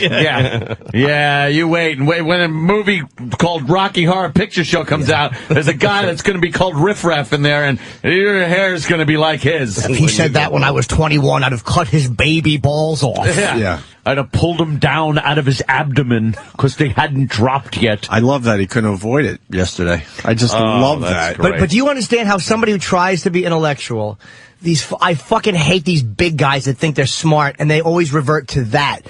It's like, why would you even have to go to that? It's like if me and Louie or me and Voss or anybody were having an argument, it would just be two guys insulting each other. But when one guy is that size, these fucking dummies always go back to, I would do that. You know Shut what up. I could do to you? Well, and then you would go to jail because it would be wrong and illegal. Exactly. to do that. Then just sit here and act like an ape and fucking be big. Then don't sit there and try to make points and get mad. Yes. Fucking, I just hate large guys. Stop thinking that's your ace in the hole, idiot.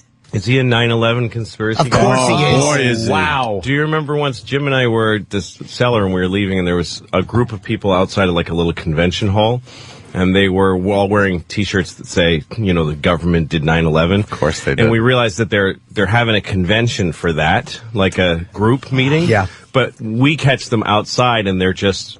It's after the meeting, so they're just socializing and they're laughing and smiling and stuff, going, "Hey, Rachel, hey, it's great to see you." And like they're just like, they're not talking about 9/11 now. They see each other all the time, so now that it's developed that they're just pals. Life. And Jim was imitating one of them, going like, "All right, well, it's great to see you. Let's have dinner tomorrow. And remember, steel wouldn't melt at that temperature. Bye anyway. If I get home safe." Throw one of those things out. Controlled explosion. Yeah, remember, keep your eyes open. See you later. Let me know how it's going with your dog later. Hope that works out. Yeah. Hope your dog doesn't crash like the government did. Hey, easy now. It's time to go home.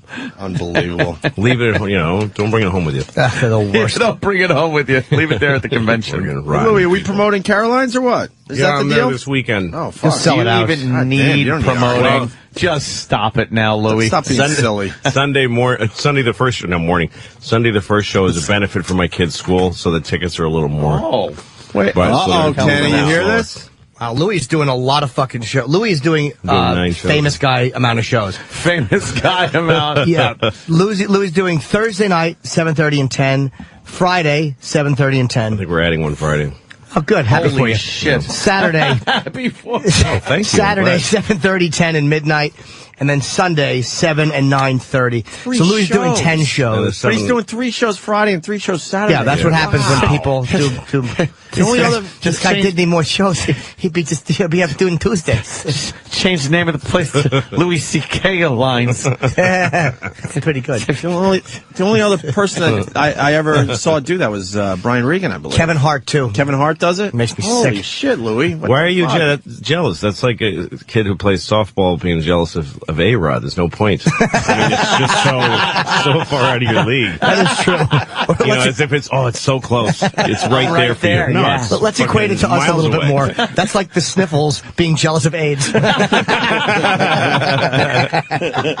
Fucking Louis, man. 212-757-4100. Really? He will sell out 10 to shows. give the number out or nothing. Louis will sell out This all is a 10 shows. no-brainer. And the benefit for my kids' show on Sunday at 7, by the way, is not a benefit. Doesn't feel we're not Benefit-y. We're not going to talk to you about the silly stuff. You're just going to do I comedy. hate when people pay tickets for a cause, but they pay it because they're like, hey, I get to see this show. The reward for giving money to this cause seeing the show. It's seeing the show. And then you go to the show and they go, these kids need us. Yeah, I know they need us. That's why I'm fucking here. I'm here. So give me the show. Right. You know, we've had a few laughs this evening. But Yeah, let's keep And doing that, please. I'd like to just get serious for a moment. Yeah, But let's not, cancer's you no idiot. laughing matter. Yeah. No, And now Louis C.K., ladies and gentlemen. Oh, Right, great, we got to yeah. follow some What? speech. Yeah, cancer's no laughing matter, but comedy is. And that's what I paid for, you asshole. You know, Piece I of visited shit. a hospital and saw a bunch of young children without legs. We got a short Louis film. C.K. We got a short film we want to show you before we bring the comics short out. film. Yes. Children who have gargled with landmines. Anything worse? Anything worse when they say we got a short fault is film that? for you? Oh, no, you don't want to watch it. Yeah. Some kid with a cleft palate, missing an arm. Yeah. Those cleft palate kids from foreign countries all Piano over the side of music. the buses and billboards. Were you guys ever- Oh, yeah, the dead guy piano music. Dead guy piano Were you music. guys ever in a spot like that? What do you mean? Basically what we're talking about. Do you remember one incident where you had to follow something Oh, shit, yeah. where you're like, what the fuck Yeah, am I doing trying to tell Thanks jokes for now? that monkey wrench. Here at Town Hall, I did a benefit for, it was a good cause. It was, giving money to families with veterans and their family, great cause. sure. Where the VMA or whatever it's called, or I don't give a fuck what it is. Video Music Awards? The VMAs, which all that money goes to veterans. Yes, of course. It was a show at Town Hall, and Brian Williams hosted it, and it was this big. So they had all these. So right before they brought me on, this guy who's also already ruining it by not having any stage presence. Like a guy went up, "This is just wonderful. All these performers who give their time.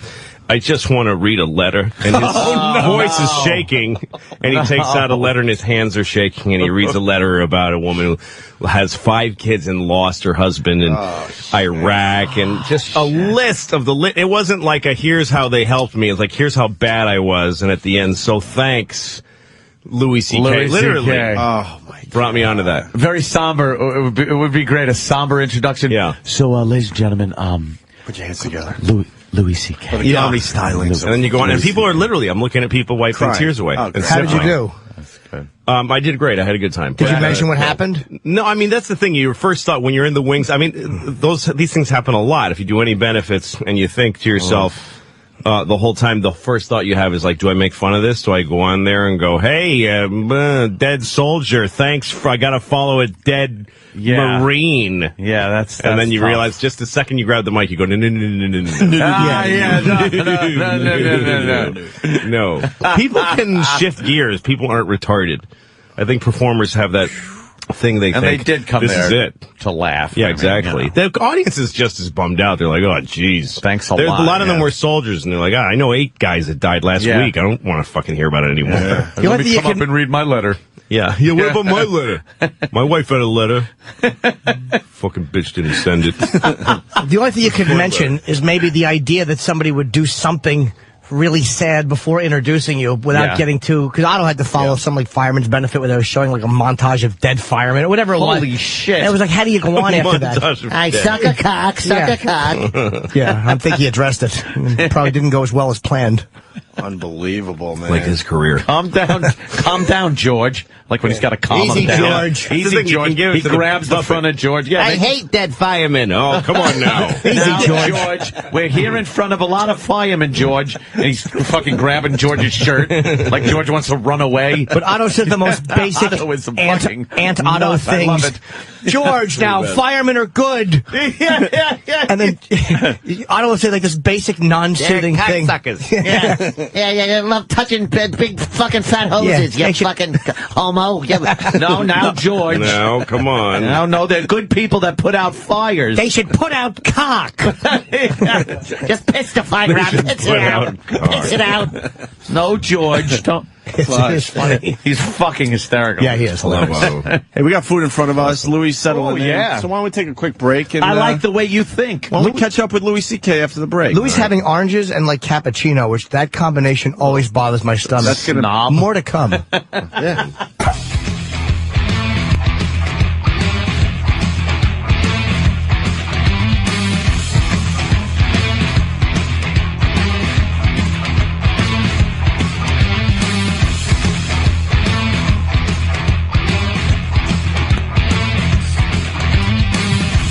Very happy. Louis C.K. in studio.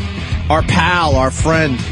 Louis, and he's playing Caroline's. Honestly, just get your tickets. They're selling like crazy.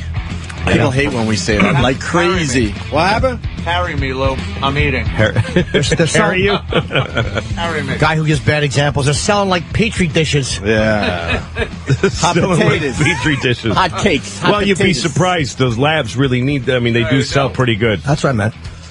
So, Louis, we're talking about Louis' show, and it's going well. And the one thing I did for, I could say that it's fucking really well written, man.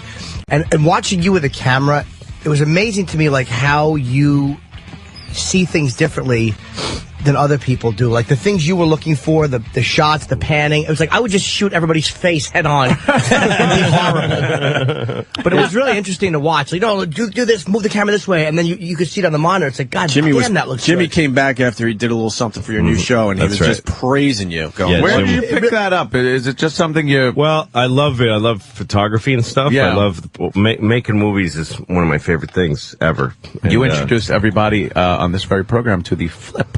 Wait, he was the first flip guy? cam. Yes. That's right. He was the first guy that came in here and goes, check this out. And I was like, I went out that day and bought one, and then they came out with the HD flip like we all have them a week later. They came out with the HD flip, so I has bought the that flips. one. I got like 4 now. Yeah. I I just have keep them kind of laying around the house. I got They're them like junk. all over the place. Yeah. You got to leave them all over just in case something happens. You have one. Exactly. They're actually excellent because I'm doing an ad for them, but because of that the fact that you can plug them in the computer. Yeah, plug them right You don't in. need batteries. That's a big thing. Yeah. Yep. The battery stinks in the 2-hour one, too. It always shows that it's running out. Yeah, and then they came out with a new one that takes batteries. Fucking idiots. Wow. Fuck Flip. Hope they fucking hope they go down. No, I hope they flip and wind up falling on their backs or something. Shit. I'll tell you, when I got my last flip, I did not flip. That's a good one. That's a good one.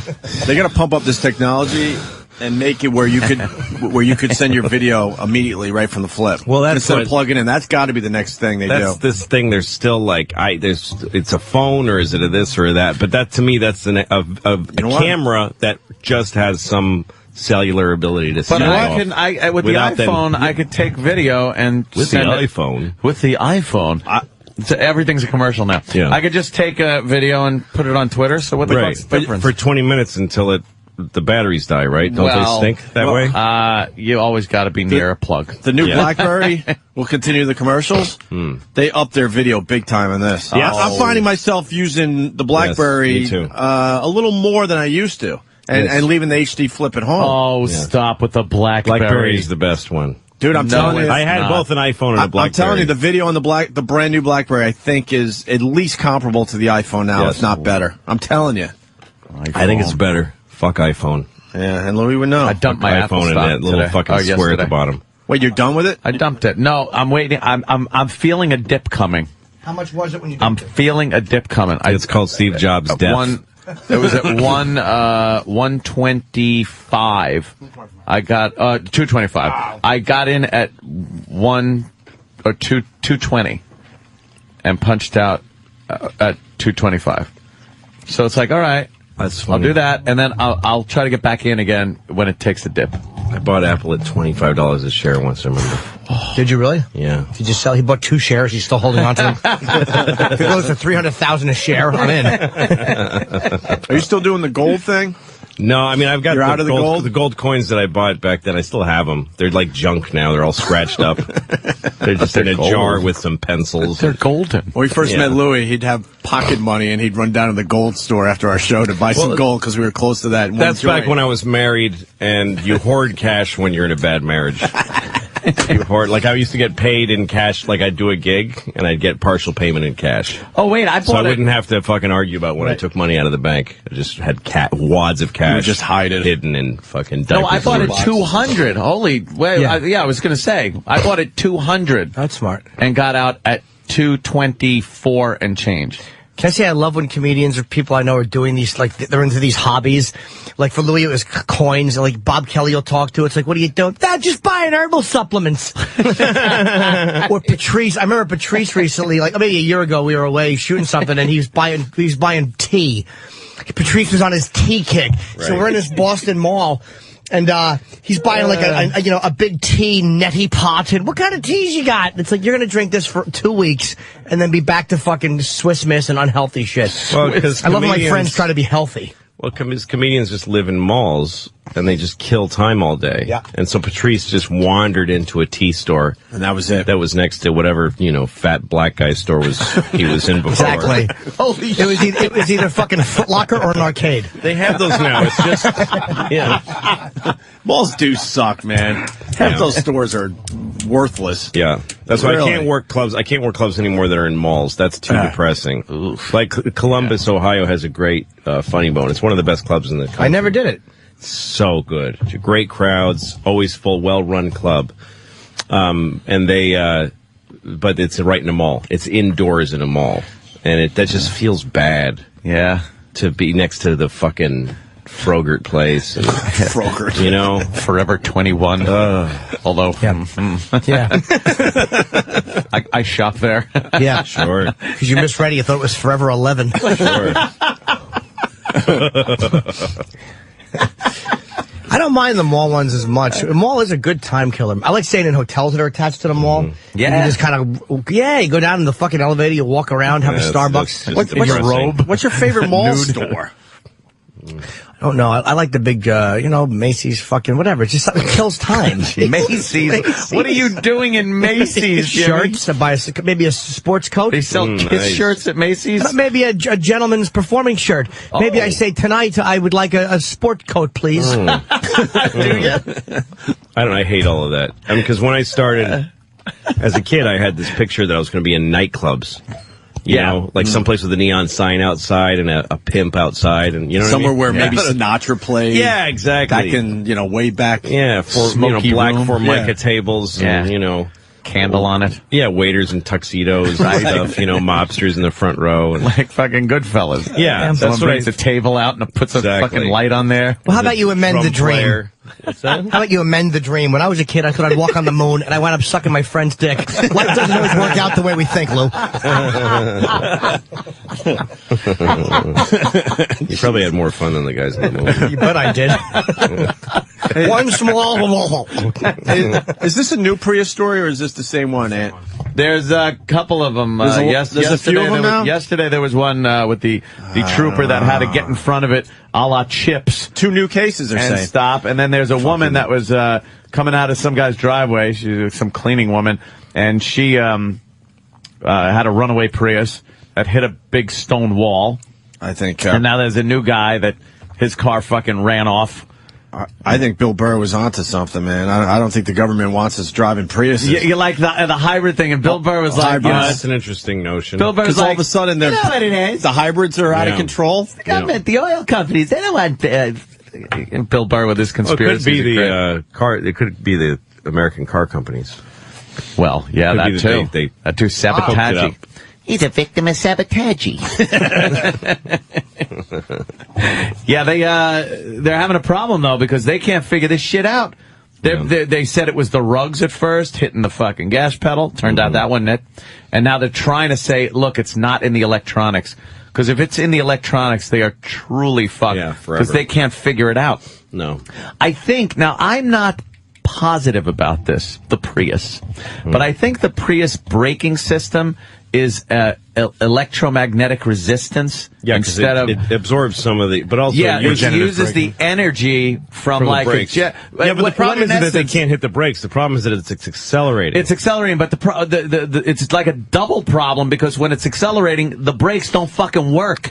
Like people have tried to jam down on the brakes and nothing happens. They actually know what the problem is. They put the B and the G on the wrong pedals. You are an asshole. Fucking horrid. Imagine some company just deciding to make the gas pedal the fat one to the left, That's all it is. The brake pedal the skinny one Just to the trying to right. mix it up a little bit. Just fucking. We just don't want to be like the other guys. We're different. That's all it is. Very simple. Yeah, get used to it. Get over it. Get used. It's your to fucking it. problem. Imagine driving your whole life and now you got to get used to that. That would be a nightmare. That would suck. Oh god. Yeah, but they use like what in essence is a generator on the wheels. Right. So that's probably complicated. The more power you're generating through braking, it charges up the battery and shit like that.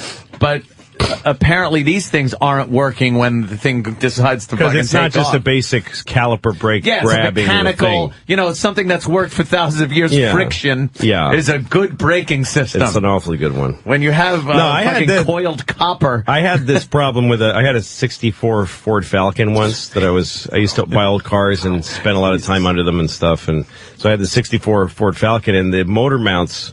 These are just old cars. Oh, and dude, I've had that happen. And the motor just sits in there on these rubber mounts. It's just bolted in. But the mounts start to get corroded because the rubber just starts to get old and the rubber starts shrinking. Yeah. And then because the rubber shrinks, the bolts get loose. Oh, shit. And so then the motor just rattles in there. And a couple of the mounts were just no good. So what would happen is I would accelerate. And when you accelerate, the motor torques, and it kind of like lifts up a little bit. So what the motor would do is it would lift, as it lifted out of its mount, it would pull on the accelerator cable, And so then, if you went half down, then the accelerator pedal would just slap down onto the floor, and suddenly you're fucking bombing towards the car in front of you. Yeah. And you're standing on the brakes using the steering wheel to pull yourself down, and just go fuck. I went off a road once because I was going towards the guy behind me, and I saw the dude's head snap over to his suddenly shit. there's this old car fucking, and I had to veer off and go into some grass. And that is so fucking funny. But he probably thinks you're just a reckless asshole. Yeah, exactly. Yeah. But it happened all the time. I think everybody that has gone through the point of buying like old piece of shit cars and stuff has had that happen to them. Because at some point the engine has to be separated from the frame by rubber, and you can't bolt the rubber to the metal. No, you can't, because it defeats the purpose. So in essence, it's fucking glued on a plate. Yeah, basically. Glue is holding your engine in. Yeah, basically. And when that thing rips off like that, gets old. Yeah, I've had it happen. You step on the gas pedal, and the pedal just goes like down. A ghost. It just like a ghost press the fucking pedal down. Let's go right. And that's pure mechanical. That's all mechanical. It's just a matter of there is a length of cable for the gas, and when the engine lifts up, it pulls on it. It needs a little more cable than you got. Yeah, exactly. So it pulls on the gas pedal. Yep. It's taking up some slack from under your foot. Oh, man. Oh, that was so scary when that would happen. Horrible. Fuck. God damn, that's great, man. I went into a couple of intersections. I mean, because I couldn't get rid of the car. God. I needed the car. You just live with it. I had like an old fucking 66 Mustang, and just brought it back from getting the brakes fixed. And I was coming down a hill, stepped on the brakes, I just heard a bang, and the fucking pedal slammed to the floor. Jesus. Nothing. I had nothing. Jesus. I zipped across a pretty busy road with a sump right on the other side of the road. And had to cut the wheels, hit the sump fence, and like all I'm thinking is how many times I've seen behemoth tractor trailers of jet fuel like going down this fucking road. Jesus. And I just happened to missed everything, got right through it, but man, the heart was fucking jamming. That's when my mother had a Pinto. Oh, when I was a kid. Notorious. And she got the carburetor replaced. But she found out later the guys who put the carburetor in just didn't bolt it in. They didn't. They hand tightened it and then went to lunch and nobody ever. Great. So she's in the middle of an intersection. She suddenly smells gas like crazy, and because the carburetor has just fallen out and there's just fuel spewing. And so she goes to hot engine, the light turns green and she touches the gas and the whole front of the car explodes. Wow. Boom. She remember her telling me that the whole dashboard of the car was flames for a second and then they sucked back in. Like they just flames that went right up to her and then sucked back in. And so it was strictly amateur hour. Yeah. But she got out of the car, which was in gear, so this flaming car started moving through this intersection and she just watched her car on fire. So she put on big glasses and continued being a bookie. That's exactly what happened though. In casino, the flames came out of the air conditioning vents and then kind of sucked back in. Yep, exactly. Oh, it's a good thing your mother had pause traction. If she didn't have pause traction, she never would have been able to jump the curb at the intersection. Cousin Louie. What's that? Of course. My cousin Louie? Vinny. My cousin Louie. My cousin Louie. Yuck. Fucking, how easily influenced are you? Hey, it's a Louie Lips now. I mean, anything with Louie. My fucking bag is itchy. Is it? Making some cheese, are you? My balls are itching like the Dickens right now. Are you doing the thumb and forefinger? No. I'm squeeze, pinch and roll on the bag? Pinch and roll is the best. I'm doing the pick up and drop quickly method. Oh, yeah, okay. Like where you just kind of like grip and let your fingers slide off it. I like that one. It's like you're trying to pick up a basset hound. The pinch and roll is where it's at, Jim. It is, but I can't get my fingers around it. I want to do that. I'm going to pinch and roll. I'm going to pinch and roll. Let's all scratch our balls. Oh, yeah. You roll, yeah. Yeah. Good. I don't think. Do girls have anything on them they need to pinch and roll for an itch? Really fat girls have big fat pussy lips. You think they can pinch and roll? Yeah. Or they scoot on the carpet like a fat dog. Yeah. Is there skinny dogs? Like, I don't know. Is there a female equivalent to the pleasure of getting a good ball scratch in on a little itchy moment? I don't think they could do that with their pussy lips, right? That's like if you were a dog, your leg would get going. I was in such a great itch. I was in an elevator in an airport once, and there was this woman wearing just a sundress. She was really fat and sweaty. And she was wearing a sundress, and it was summertime, and I fucking smelled this reek, and I knew right away. I was like, "That's your." I wanted to turn her and say, "That's your pussy, isn't it? You fucking animal. That's your pussy." I mean, I knew it wasn't like her body odor or something. It was that. I'm like, fuck, I'm smelling your fucking pussy like I'm eating it right now. God damn it, you. And she's just standing there with her luggage. How dare her. Yeah. Someone's got to sit on a flight with her all the way to fucking Korea or something. Hopefully she was going to the Mayo Clinic to die. Hey, at least this. You dating, Lou? What? Are you dating? Yeah, I mean, I have a steady girlfriend right now. Yeah. Going well? Very well, yeah. I guess very there's no happy. jokes here. I just want to see if no you're doing jokes. okay. That's the thing. Once you find somebody and you care for them, no more funny. Boo. Boo for love. Exactly. Well, you were dating there for a while after the divorce. I was fucking some women in the puss hole. Sticking my dick in their pussies. And a boy, Lou. Did the kids like her? Squeezing their tits. What? The kids like her? Yeah, they do. That's important, right? Yeah, sure. I You're guess. going serious. I don't What know. the fuck? They don't All have right. to fuck her. But if they would. People But want no, dating was a drag. It's all, you know. didn't like it? Well, I mean, the people who are available for dating are mostly younger. I know how Aunt feels about those types. But, Well, you know. there's a limit, though, right? It's not necessarily a good thing. No, the young people, you know. There's a trade-off. Yeah. There's a definite trade-off. I was with this one girl, and we were in New York together, and I was showing her Washington Square Park or something, and I said, I remember when Rodney King riots happened, there was kind of some tension here, and she was like, the what? The what? The who? No, the where? the Rodney King. Yeah. Remember Rodney King? No. I hear that, my dick swells up. I've learned to not make references past a certain year. No. I pick a year and just go, there was no history before this year, and I don't talk But even about if you it. talk about like Kurt Cobain's suicide, that's old news. That's pretty old now. Believe me, that's pretty fucking old. That's the old history. That's what I don't even talk about. How long ago was that? Well, everything, there's so 17 much. years ago? 16 years ago? There's such a fast cycle now. I cut off at the ting-tings. I remember when we were kids, people used to talk about Fatty Arbuckle when we were younger. Stooges. Yeah. And what was Fatty Arbuckle fucked a girl with a broken Coke bottle? Coke bottle or some shit. Yeah. What? I think it broke while he was fucking socked her with it. Or Yeah, it was an accident. Yeah, his intentions were good. Yeah. If you fuck a girl with a Coke bottle and it breaks, how angry are you? You were using inappropriate force. Yeah. The torque was not. Yeah. A few extra square pounds. But that was Fatty Arbuckle. Was in black and white, that fucking guy. He's like from the 20s, and that sort of sustained until we were, so that was like a 50-year, he was the one guy who did something wrong in all those years. And that was a relevant reference for quite a while. Yeah. Just watching I Love Lucy, things like that, and enjoying watching that program. You can't just describe it or talk. If you put on a black and white television show, you are just... Nobody wants to. Don't fucking do that. But now it's like Michael Jackson fucks kids, OJ killed his wife. Like every 10 seconds there's something. Yeah. Those are even old now. Those are it's like old, who even cares old news, about OJ? Let him out. Who cares? It's like, think about it. How long ago was the OJ thing?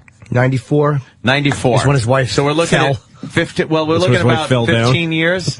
Yeah. And her head fell off. Yes, a few times on the when sharp Clumsy fell on his knife 387 times, and then fucking Ron Goldman tried to do a karate stance. Got his comeuppance. You're talking fucking 15, 16 years ago. Now, if you're with a girl that's 21, that happened. Yeah. She was 5. She was 5 years old when that happened. I don't think she was sitting there with bated breath wondering what was going to happen to OJ. No. Yeah. It just wasn't happening. So there's a certain point you just have to cut off. Yeah, the young girls. History. There's a trade-off. Yeah, it was just always this limit. Ass like a snare drum. Exactly. Exactly. Fucking wonderful. I like a girl nice and young. Like when you spank her, she doesn't know if you're turned on or if she's really been bad. I think we got Florentine now ready to join the program. We got a busy show today. Bring that faggot in.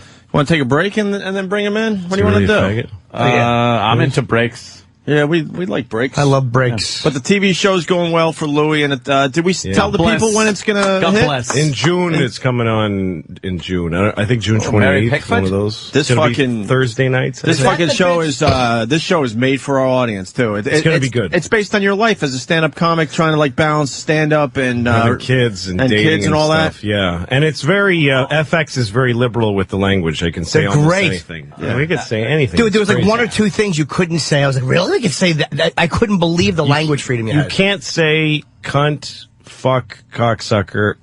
You can say suck a cock, by the way, and stick This your cock in church? my ass and What are you come on saying? my balls. Really? Yeah, I've asked a lot of things. You can say that. You've really asked a got lot of list. Come on my balls, but you can't say cocksucker because there's just one guy in the FX hierarchy who's like, no, I don't like it. I don't like hearing that word, so they took it out. And you can't say retarded. Yeah, retarded is like the tough one, new right? What's that? N-word. It's a tough one. Retarded, yeah, retarded's useful. They losing- protest outside. They don't know any better. We're losing the word retarded now. We are losing retarded. We're losing retarded. That's terrible. It was retarded. I think it we was- need to fight for that one. It was around for so long. It was. Like, and it wasn't offensive. No. Like, no one cared. By the way, there's a lot of words that are appropriate for some folks that are not, like invalid is okay to say. How much meaner can you get than that saying someone is invalid? Exactly. You're just valid. not valid. Your injury makes you not a valid human It kind of being. sounds French, though. That's why. That's Invalid. why invalid. That's The why we get away with it. invalids. It sounds like, I don't know, European or Yeah. something. What's the guy's, Invalid. what's the guy? Invalid. You're just nothing. You're fucking nothing. What's You're the just guy's not name even worth from mentioning? you piece of Scrubs and shit. Platoon? Ben, Cunty nigger mouth. No, that wasn't it. It's fucking, The guy, hey, Bob. oh, yeah, I know you meant. Oh, that guy. Yeah, the guy. John McGinley. got a John bad C. feeling about this McGinley. Go to John C. Did you say that, McGinley Chief? does a retard public service message About saying for retarded? not using the word retarded, and I swear I thought it was like going to be a joke? punchline at the end, and it turns out he has a child with Down syndrome. Wait, is With him? But no, he no, Oh, you mean he? I thought you meant like he's standing there with a No, he's- with a kid with he Down has- syndrome going, he don't has call one." this fucking thing retarded because it hates it. Oh my God! No, he actually is the father of a his child with Down syndrome. Okay. And Sorry. Breaking wow, news. look at that! Oh my Corey- goodness. Someone that we had on our show at K-Rock, Corey Haim, dead at the age of 38. Wow. One of the Coreys is dead. He seemed a little fucked up. Yeah. When he was here, that's for sure. Are they going with the OD on this one? This is extremely breaking. Like, I can't even click that anymore. I Start fucking crying, tweeted about this girls. last night. Wow. And this is exactly an instance where any girl I am with would go, who? Yeah, who gives a Like, shit? who? I like that. never heard of him. I don't know who he is. Well, I don't know him. I don't know what he does. Yes. But tell him to overdose I at don't. 38. Yes, I don't know this Merle. I don't know what drugs he takes. Tell him you want him dead by morning. Yeah, I think that's probably a. Wow, we met him. 38 always- years old. I bet a lot of people 38. that died. Exactly. Yeah, I we know got a lot of people died, killed A lot of themselves. people, really? How many? How many people do you know that died? A lot? A lot. What do you murder them? How do you know so many? No, I know a lot of. I know. Having died I probably know about 8 different suicides. Fucking a lot of drug overdoses, AIDS. I know a lot of fun ones. I once Always girls right after I fuck a them. woman blew me once. There was a woman who blew me who later hung herself. And Wow. I told that to somebody. It was still your cum in her mouth. Exactly. Felt so degraded. She had, you know what it was? She was brushing her hair in the mirror and she saw a red pube on her cheek and had to die. But I told that this guy a comedian I was working with, and he said that there was a couple, like we were starting to compare. He actually had a number of women who blew him who killed themselves, and one of them had hung herself. Wow. Wow, it's funny. Wow. You know any sucking cock is any a girl you've bummer. ever been with? Who hung herself? Yeah, I do. Really? Absolutely. What? Both of you have a hung themselves story? Get the fuck out of here. Did they just high five? No. Did you suck Boner's dick? Was that it? No, it was a girl. What the fuck? One girl, I'm trying to think if I've ever fucked a girl who killed herself. No, I know one girl I know like fucking 3 comedians have killed themselves. Yeah, me too. One, Drake 2. Sather. I didn't know him. Yeah. Well, comedians are fucking... Yeah. Oh, another one. Adam Leslie. Kooky. Oh, yeah. Who I knew casually. Seth Schultz. Who I knew casually from either Pips. those guys were. No wonder they killed themselves. Never heard of them. I've been doing comedy 25 years, never heard those names once. Joe Del Duca. Good job, guys. And Nicole Pappas is 4. Oh, yeah, she was a winner. Never heard of her either. Look at you. At least 4. Dave Lovekin, 5. Oh, what about, what's his name from... Comedy doesn't say... guy that was hosting Family Feud. I didn't know Ray Combs, though. No Ray Combs? No. Comedy doesn't have a nice way to say no thank you. Yeah. There's no... There's no... No thank you. Because it takes like a good 10 years to find out that you're probably not going to make it, and then you end up hanging, and those guys hang on for another... Oh, I tried another 5. Now you're 15 years deep into something that didn't work out. Yeah, you can't... What are you going to... It's like being in prison. What are you going to do after that? Yeah. Did you know Richard Jenny? Oh, fuck yeah, 6. Rich Jenny. Right. I forget Rich, 6. Yeah. We don't like talking about Richard Jenny. No. I liked him, man. I thought he was a fucking great comic. Yeah, he was a great comic. He had one of the greatest... whatever. He did a Tonight Show spot where he talked about Jaws 3. Jaws 3. For the whole 5 minutes on Jaws 3, and it's fucking hysterically funny. Really? It's just you can't breathe. Yeah. He was one of the greats. Find that. I want to hear it. He now. did a bit on fucking... I only worked with him one weekend many years ago in Charlie Goodnights. I opened for him and his opener. And he did a bit on Kevorkian, where he just was talking about how beautiful Kevorkian was because he wasn't afraid to say his name. It was just as if you're watching, it's like as a young comic going, ugh. I'm never going to be able to do what he's doing. He was great. He was great. Back in those 80s Mock Turtle houndstooth jacket days, he was the best. But he stayed great. Very funny. Always topical. Yeah, he was great. All right, we'll take a break and get Jimmy. Nice, depressing, talking about dead comics. Corey Haim. I'm here. We got we the audio. did exactly what we said earlier. It's not the good thing to do. We got the audio on people trying to get rid of the R word. So we'll do a little of that after the break and a couple other things. Okay. Florentine's going to talk about eating ass, right? Because you said he's the king. I wouldn't say he's the king, but he loves his ass eaten. Jim, Louis? What about Louis? Wait for after the break. I don't enjoy that, no. Right. I like doing it. Wait for after the break. I mean, no, because the big get. Come on. Yeah. And maybe get into this Eric Massa stuff from Larry King, because Larry was hilarious last night. All right. Hey, this is Corey Haim. You're listening to Opie and Anthony. Really fast. Props to everyone on Twitter this morning. We got Jesse Ventura believes trending on Twitter. We got a bunch of animals. I believe Jimmy left crying. That was a funny Jimmy, sound clip. I mean, just Jimmy making a former governor make sounds like is just classic. He hates my fucking guts. Destroyed him. How does that feel? When Jimmy said, Jesse Ventura, why don't you leave with your riffraff from Rocky Horror hairdo? We never knew how much that affected Jesse Wow, did Ventura. that bug him? I saw the video of the whole thing. Yeah, but I thought, like, by now, he probably be blew over it off it? the second he got to the elevator. We were listening to clips from yesterday. He is still so pissed at that line. He wouldn't go on our show, but he went on everyone else's personal. shows to discuss it. He took it out on, he went personal. And that's when I drew the line. And if he would have said something to me like that when I was 21 and a Navy SEAL, I would have shut up. The guy was a pro wrestler. That's all they did was friggin' say stupid stuff like that. Now all of a sudden he's got a problem with it. If he had said that to me when I was a wrestler, I would have planned with him ahead of time. I would have pretended to throw him on the floor gently, and he would have... I would have smashed him with a fake chair. And I would have stomped on the ground in the same moment so as to make a loud synthesize the punching him in the... I haven't actually hurt a human being in 7 decades. Well, with that, Ann, our listeners are giving him a beating on Twitter. Keep it going. Jesse Ventura believes. Because I'm sure Make that a hashtag. I'm sure he didn't say anything bad about the guy who was running against governor of Minnesota when years ago. He didn't say anything personal about him. Why not say personal things? No, why not? What line? Who put that line there? Exactly. It doesn't exist. You could say Especially in an argument. Exactly. Yeah, if you're in an argument with somebody, they say something, and then you argue with it, and they stick with their argument, then the next step is to call them a stupid douche fucking cunt face. That's how the it next thing you works. do. Exactly. Does the government take it personal when he says 9/11 was an inside job? I think so. Exactly. Yeah, that's a little bit of a personal attack. Yeah, you're attacking the integrity of these men. Yeah, that's it. Very good, Jim Florentine, who has joined the program. Of people that died. And, they don't need to hear that shit fucking from this fucking retard. The pilots that were fucking killed, the family of them, maybe they take it personally when you say it didn't happen.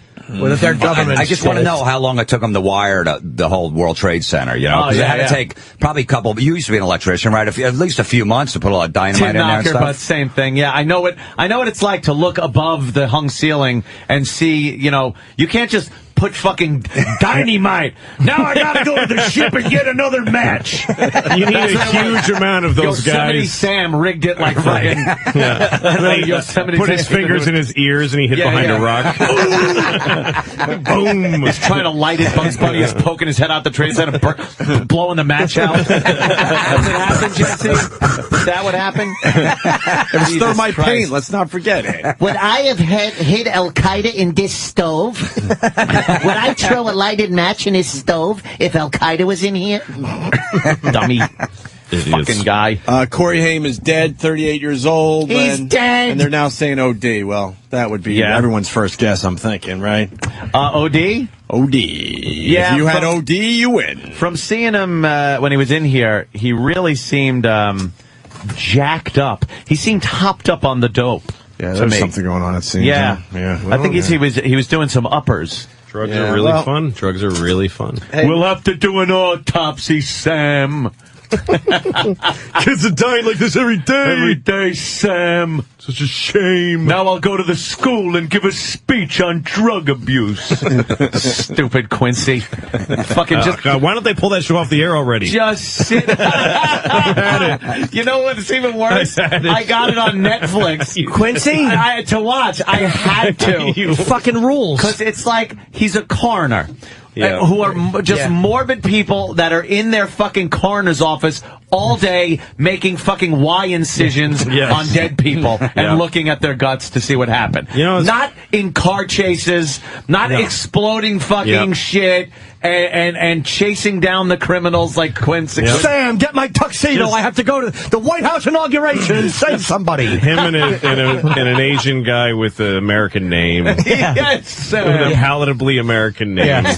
He should be putting a toe tag on, but instead he's like, Sam, quick, get me an outfit. I have to dress up like a man about town. I have to stop a crime. Man about town. Even though I have intestinal polyps. I think I remember the theme song. I don't know if you have it anywhere. But the thing about the theme song. Yeah, see, that's the thing they're doing there. It's like, this is a drama, but don't worry, remember Jack Klugman's kind of funny. That's the whole thing. Holy shit. That is exactly what it is. Very serious. But he was on the this is all serious. Serious. Crime. Serious? Crime. Quincy, M.E. And now...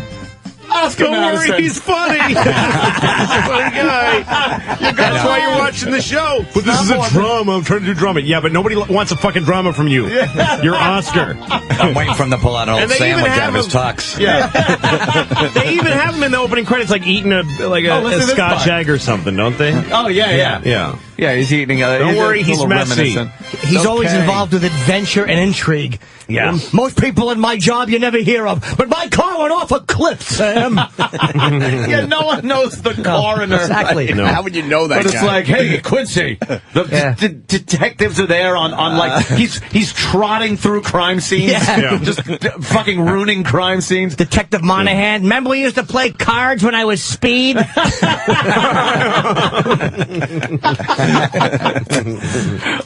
I take a look at the body? Yeah. It's like, no, we haven't even fucking cordoned off the area. It's not nearly your turn yet. Yeah. You're last. You report to the detective. You fucking hand off to the mortuary. You fucking overstepping motherfucker. Yeah.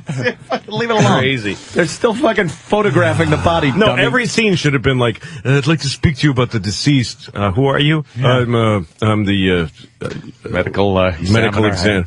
Oh, I don't have talk to you. Are you a cop? No, I work at the morgue. And like, get the fuck out of my You house. understand you could absolutely be fucking up our case here? No, a lot of his scenes start with somebody saying, I already told the police all of this. Yeah. It's like, yes, but I have a point of view.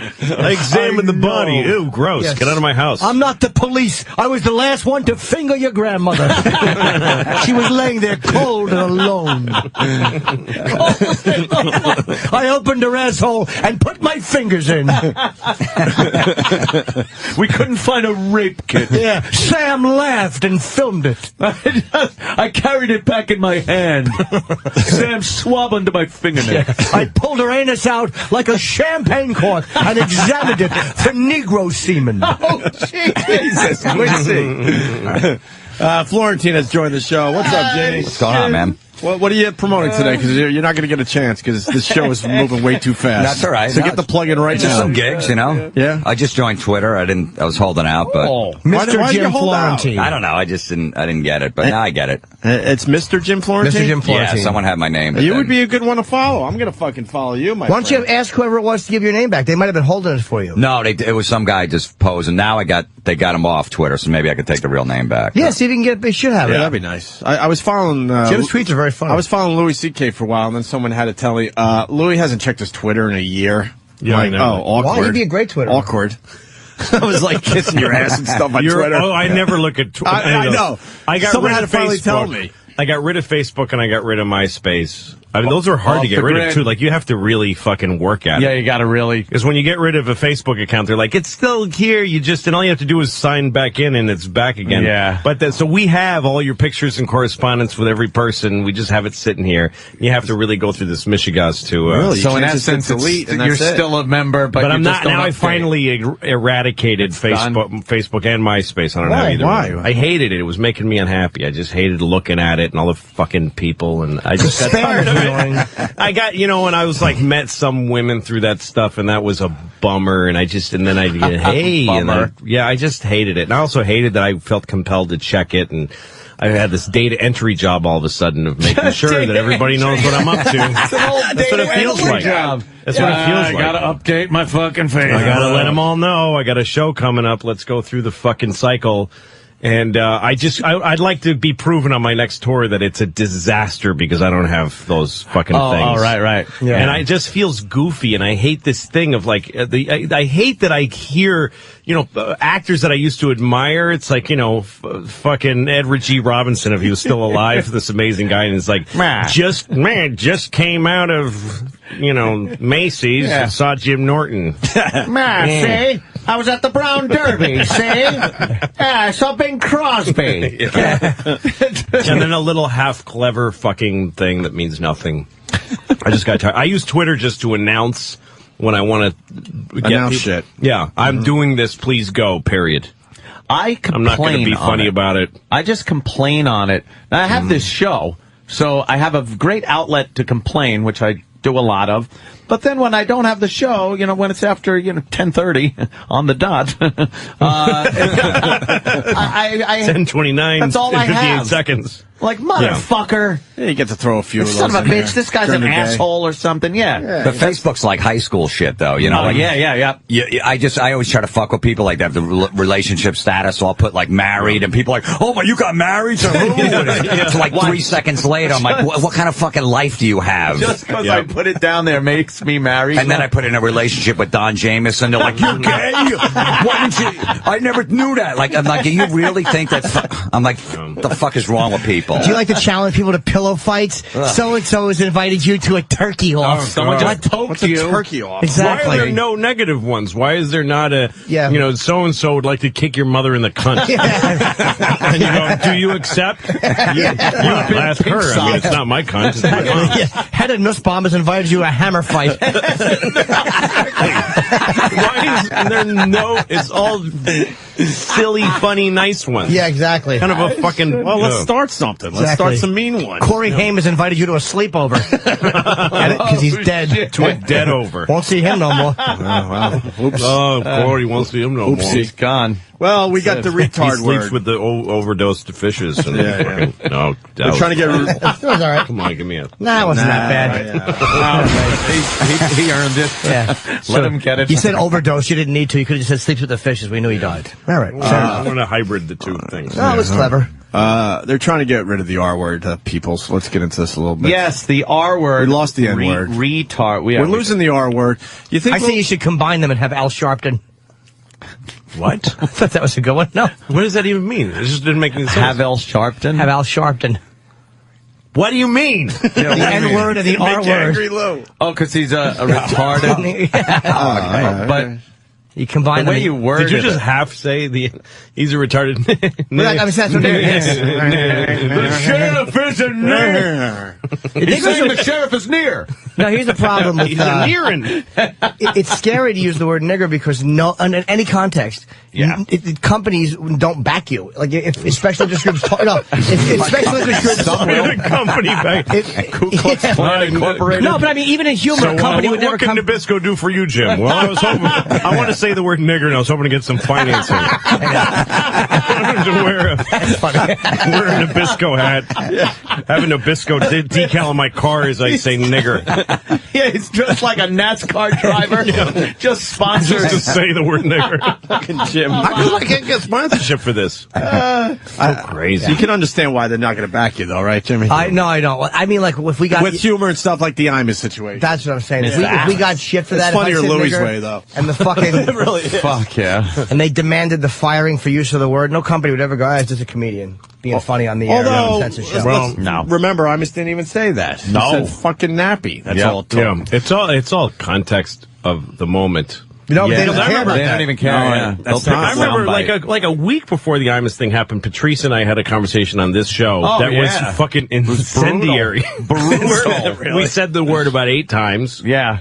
And just viciously with no apology. Yeah. And the thing that happened on Imus was like questionable, and the thing that happened on your show was nothing. But it's all context. It's when people are listening, they got the ears pierced. But no, nobody was listening. Media Matters made an issue out of Imus just because they didn't like him. That's what I mean. People that do that for a living are listening and looking for something. Yeah. Yeah, we did a bit once. No, we did it. That I'm not even going to mention. No, we did it. I'm not even going to mention We it. skated, brother. We skated on that one. Barely. It was so offensive. If the ice was any thinner, we would have fell through. It was so offensive. And finding it anywhere online or anything like that, it's like the Holy Grail. Nope, we never did that. It was pulled immediately just so it couldn't be used out of context. In context, it was deplorable. How about the fuck? I know which one you mean. Yeah. With That bad. I don't think it's a bad bit. It was.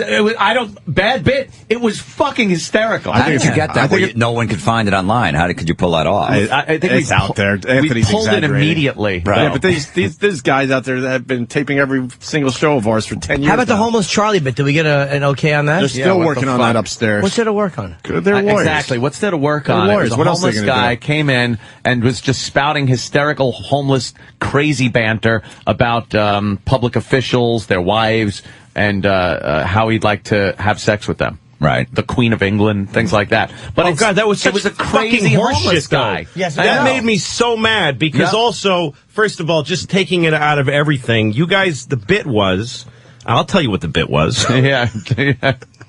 You guys had this homeless guy that you bring into the studio, you give him a cup of coffee, take care of him for the day, and just hear him out. Everybody gets the same 12 people get to talk about.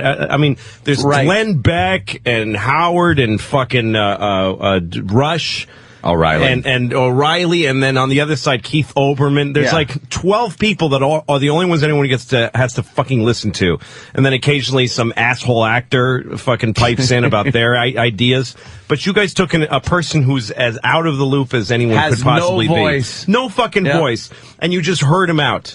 And you gave freedom to the conversation. Yeah, let's see what this nut is thinking. Yeah, and just let him explore these ideas from his point of view. And by the way, he was funny. funny. He was hilarious. He was weirdly current. Fucking Pryor. You know, and he said he wanted to fuck, he had a passion to fuck these women. And because these liberals come from fucking white rich families, they just were racistly uncomfortable with the idea of him having sex. Now, Anthony, you described it a little rapier than he did, so you notched it up just a little bit. And it wasn't even, you weren't saying rape. Rapier. you were saying he's hovering over her, snorting. I was saying I could picture. Yeah, exactly. See, from him talking about it, I then wanted to conjure up the image of what it would have looked like for him to have been doing that. And it would have been horrific. The script, just the look of horror on the women's faces. Which was to me, I'm sticking with that this was about democracy. Yeah. That was a democratic notion to say.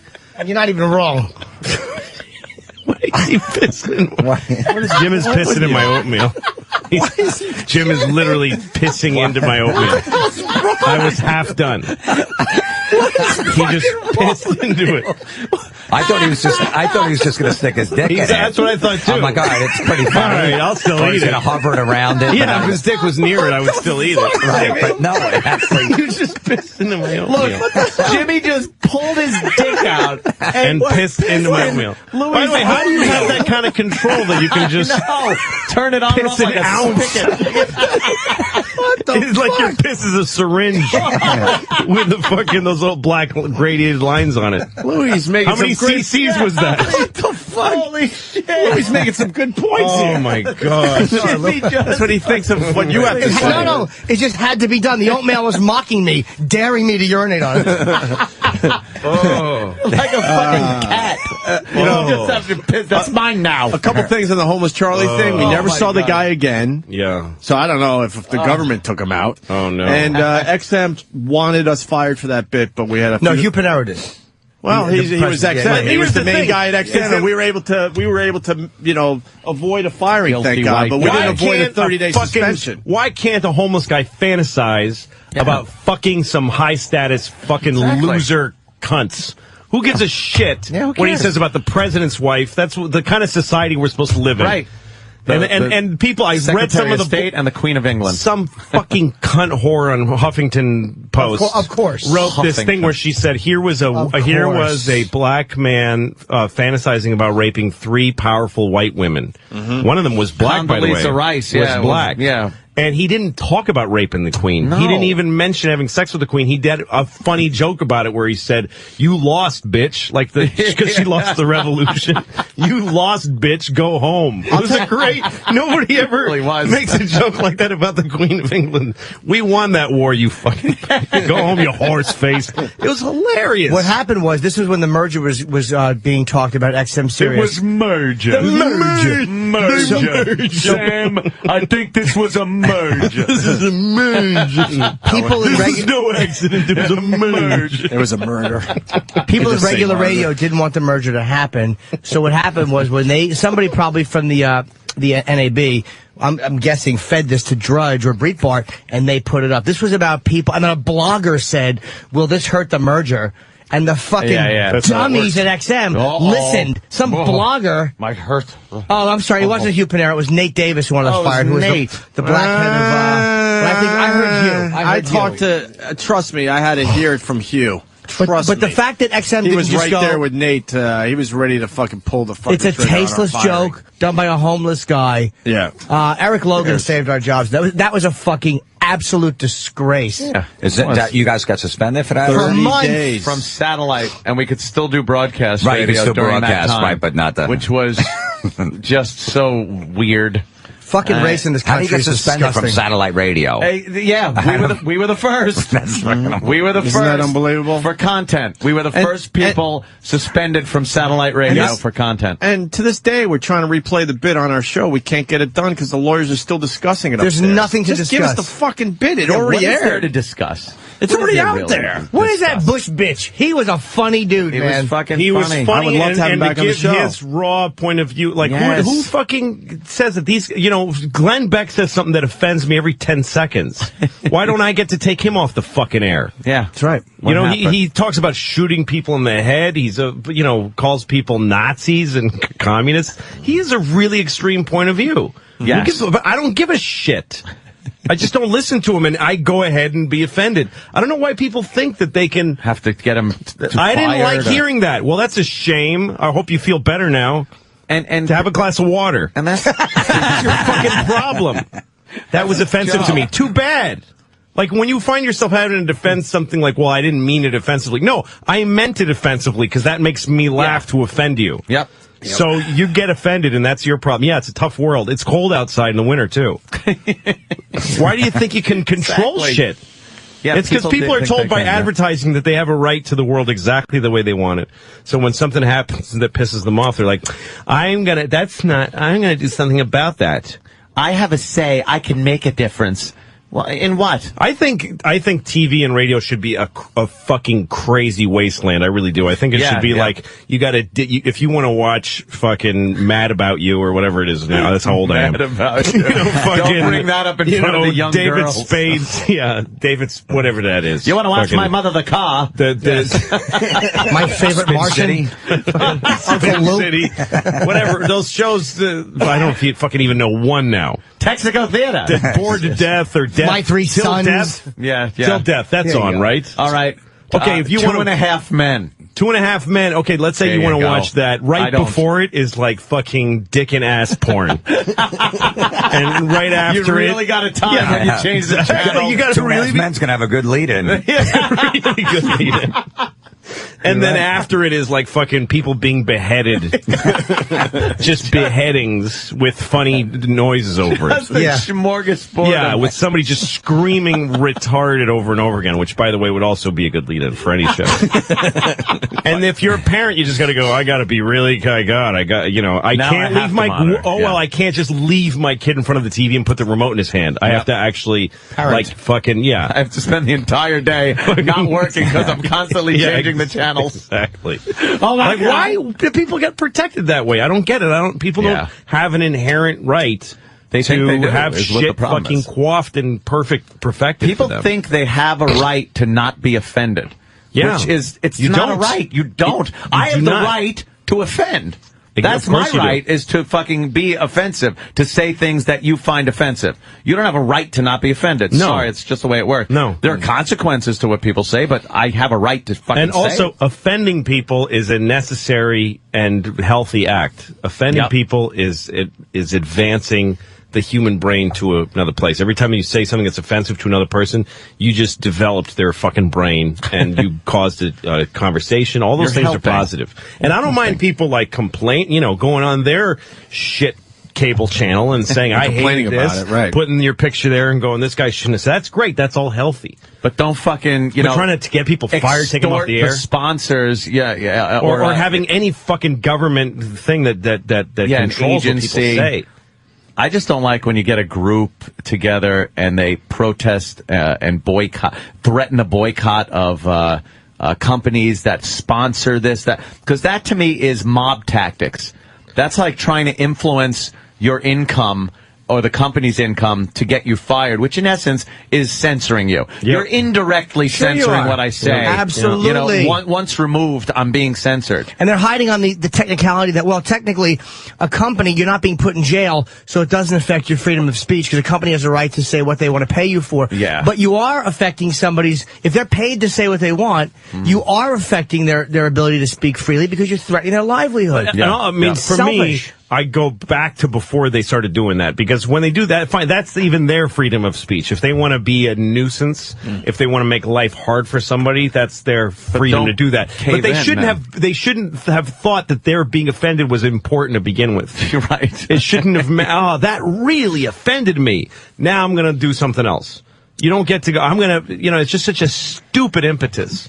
It's just, it's just narcissistic. Most offended by things are the ones that do have the problem with what they're saying they're offended by. Yeah, always. It's always the case. Because I really don't have huge problems with things that people say, their ideology or what they say. I can be very vocal about certain things, but, when I'm driving home, I could really give a shit. No. People just get out of my way if I'm in the left lane.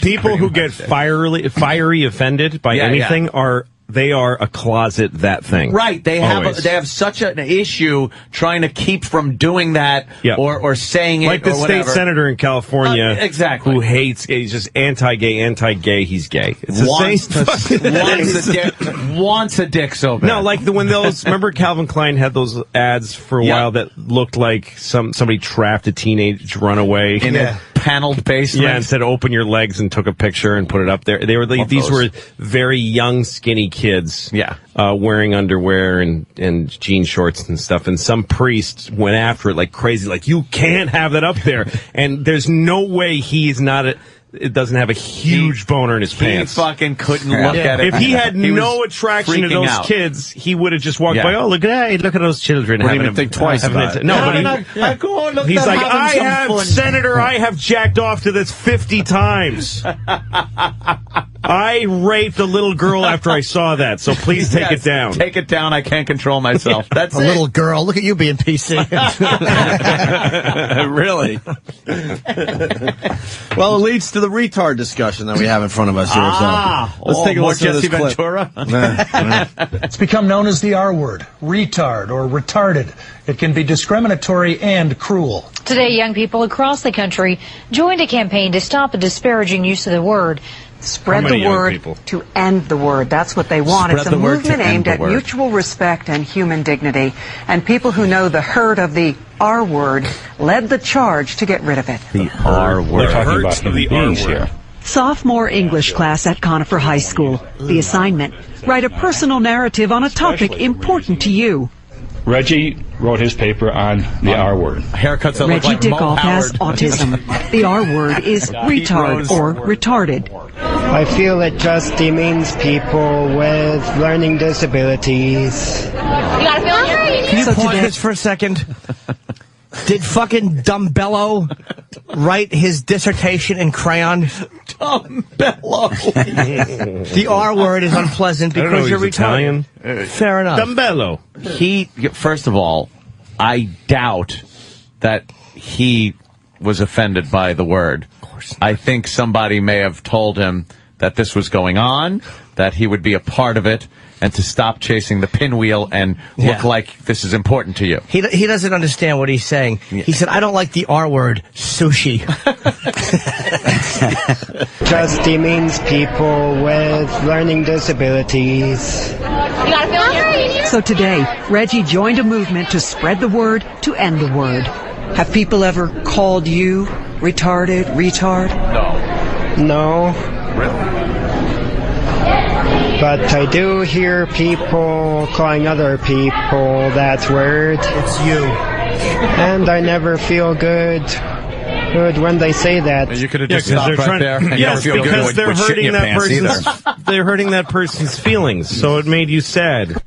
What does that mean that you have a say in what they fucking say? What they say. That's the thing is, like, nobody. I mean, I think probably one person in the last 12 years pointed at a retarded kid and said, "You fucking retard." Hey, you retard. I'm going to go ahead on a limb I and would say absolutely think that. Pretty much, it's almost never happened. But I will look at Jim Norton after he says certain things and go, "You're retarded." No. It's like I was on stage once and I was telling a story about a pony that bit my daughter, and my daughter was bitten by a pony, and I was so mad at this pony, and I said, "You fucking cunt pony," and some woman in the audience was like, and I'm like, "What's your problem?" And she's offended that I use the word cunt. Here's the thing that drives me crazy. A male pony, I guess, who cares, bit my daughter, and I called that pony a cunt, and she's trying to get in the middle of that. Like it's like she's like, I'm offended. You just called me a cunt. No, I didn't. I don't even know you, you fucking cunt. You stupid, retarded cunt.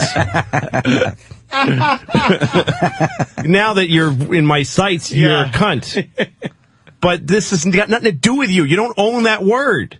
You just don't own it. I'm angry at a pony. I called it a cunt. Did she really go? I think I might be making it up. I got a face from a woman. I could see her looking at me, and I was like, it was all went on in my head, Anthony. I nobody belt her in the mouth. I don't understand. Very nice. I don't understand people that get offended in comedy clubs. Yeah, that's you should know what you're thing. getting into when you walk into these places. Anything might happen in there. Who the fuck knows? I just did a casino in Tampa at the Hard Rock. My third joke in, I had 4 people walk out. Third joke in the set. It was older people. There was some older people at the casino, some high rollers and stuff. That was just doing some Tiger Woods stuff. Third joke in, they walked. Fuck you. It was beautiful. I was like, this is fucking great. I'm like, if you guys are already leaving on a third joke, let's just fucking end this right now. Thank you. Good night. I'm just starting off nice right now. Yeah. It's going to get a lot worse. This is the good, nice, pleasant stuff. And they had to take that long walk. They're right in the front. They go all the way in the back. It takes forever. Yeah, it was great. It was so uncomfortable. Sit down at blackjack and lose your fucking ass. Did they have walkers? Bastards. They weren't at all, but that would be. Well, they're not offended being in the casino where people are gambling with their kids' tuition money. That doesn't bother you. And there's shit on television that just has they just have an open fucking antenna for 24 hours a day of viciously offensive programming that's just offensive in a way that it's not popular to say. Right. All the shit that goes on CNN and almost every fucking channel has somebody just being disgusting and, exploitive. Nancy Grace, fucking this ghoul who just dredges up people's personal lives that were murdered and turns it into something. They were murdered. That was no accident, Sam. That was murder. I know botulism. I've poisoned quite a few people. It's unbelievable. There's a girl on that show. There's no fucking Jack Klugman's dead. There's not even like a best boy on that show is still alive. He's not even dead. We're just dragging it through. He's not dead. No, he's not. He's hanging in there. He's alive. His voice is a little fucked up from cancer. Like he was murdered. His voice was murdered. There's a red-headed man.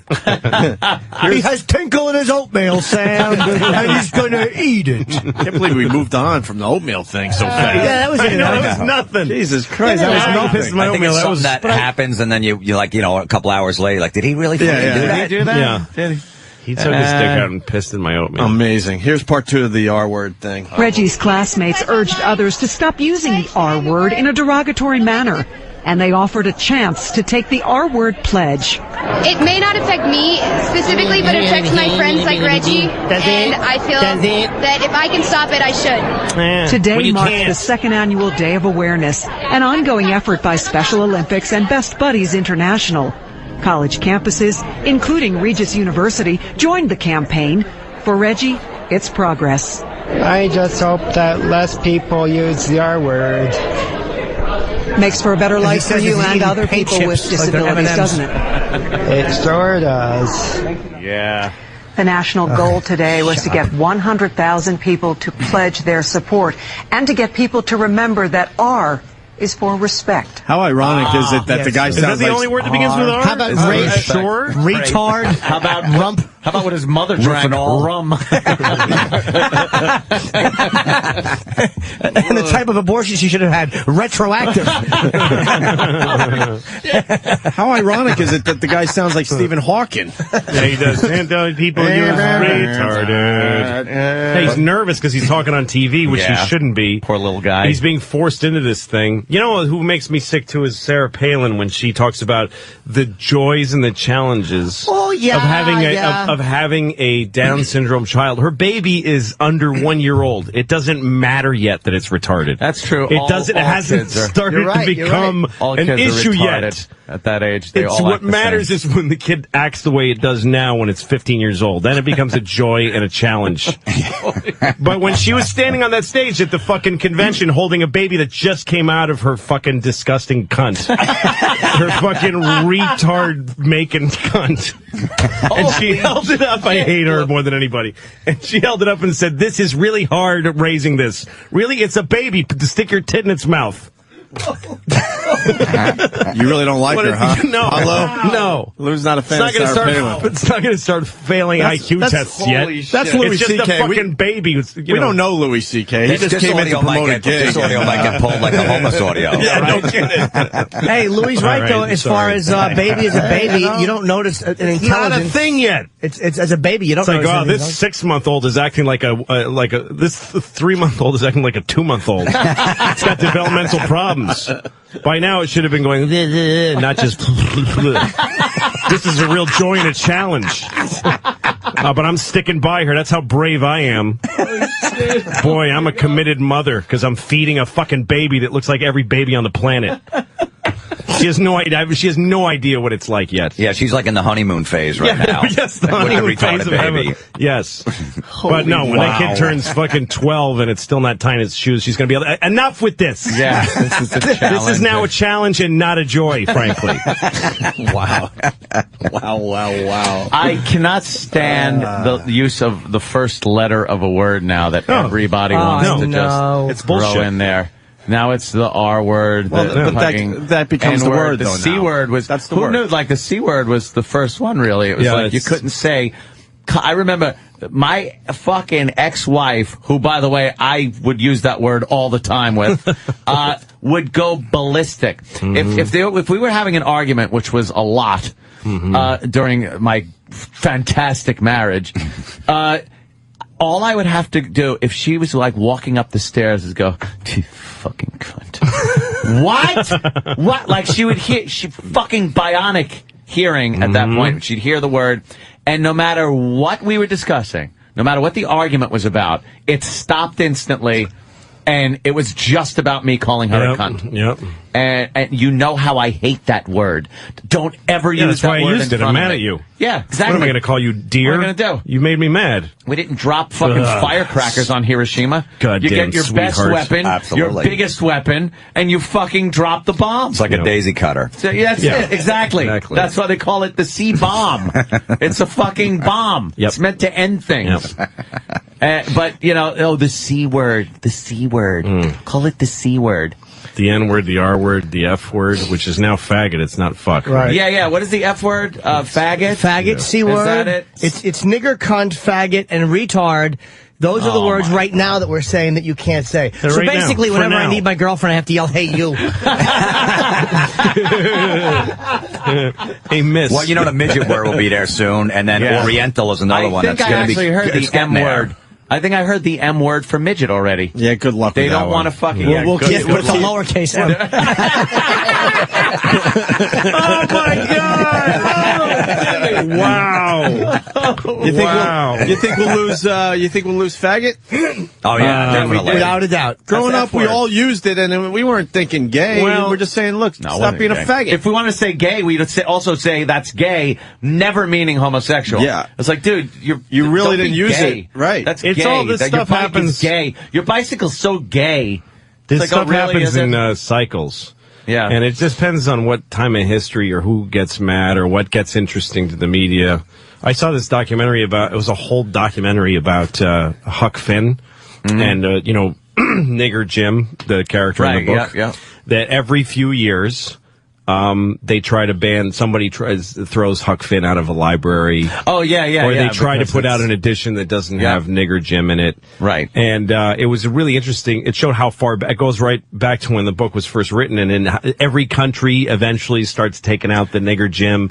Wow. Or there's a few, then they'll have a protest. It just comes and goes. How's that going to change anything? They That's had the way it was written. Great piece of video, though, where Ronald Reagan is giving some sort of, commemorating when he was president, something that had to do with Huck Finn. Or Mark Twain, he's opening a Mark Twain Center or something. Yeah. And he says, who can forget the wonderful adventures of Huck Finn?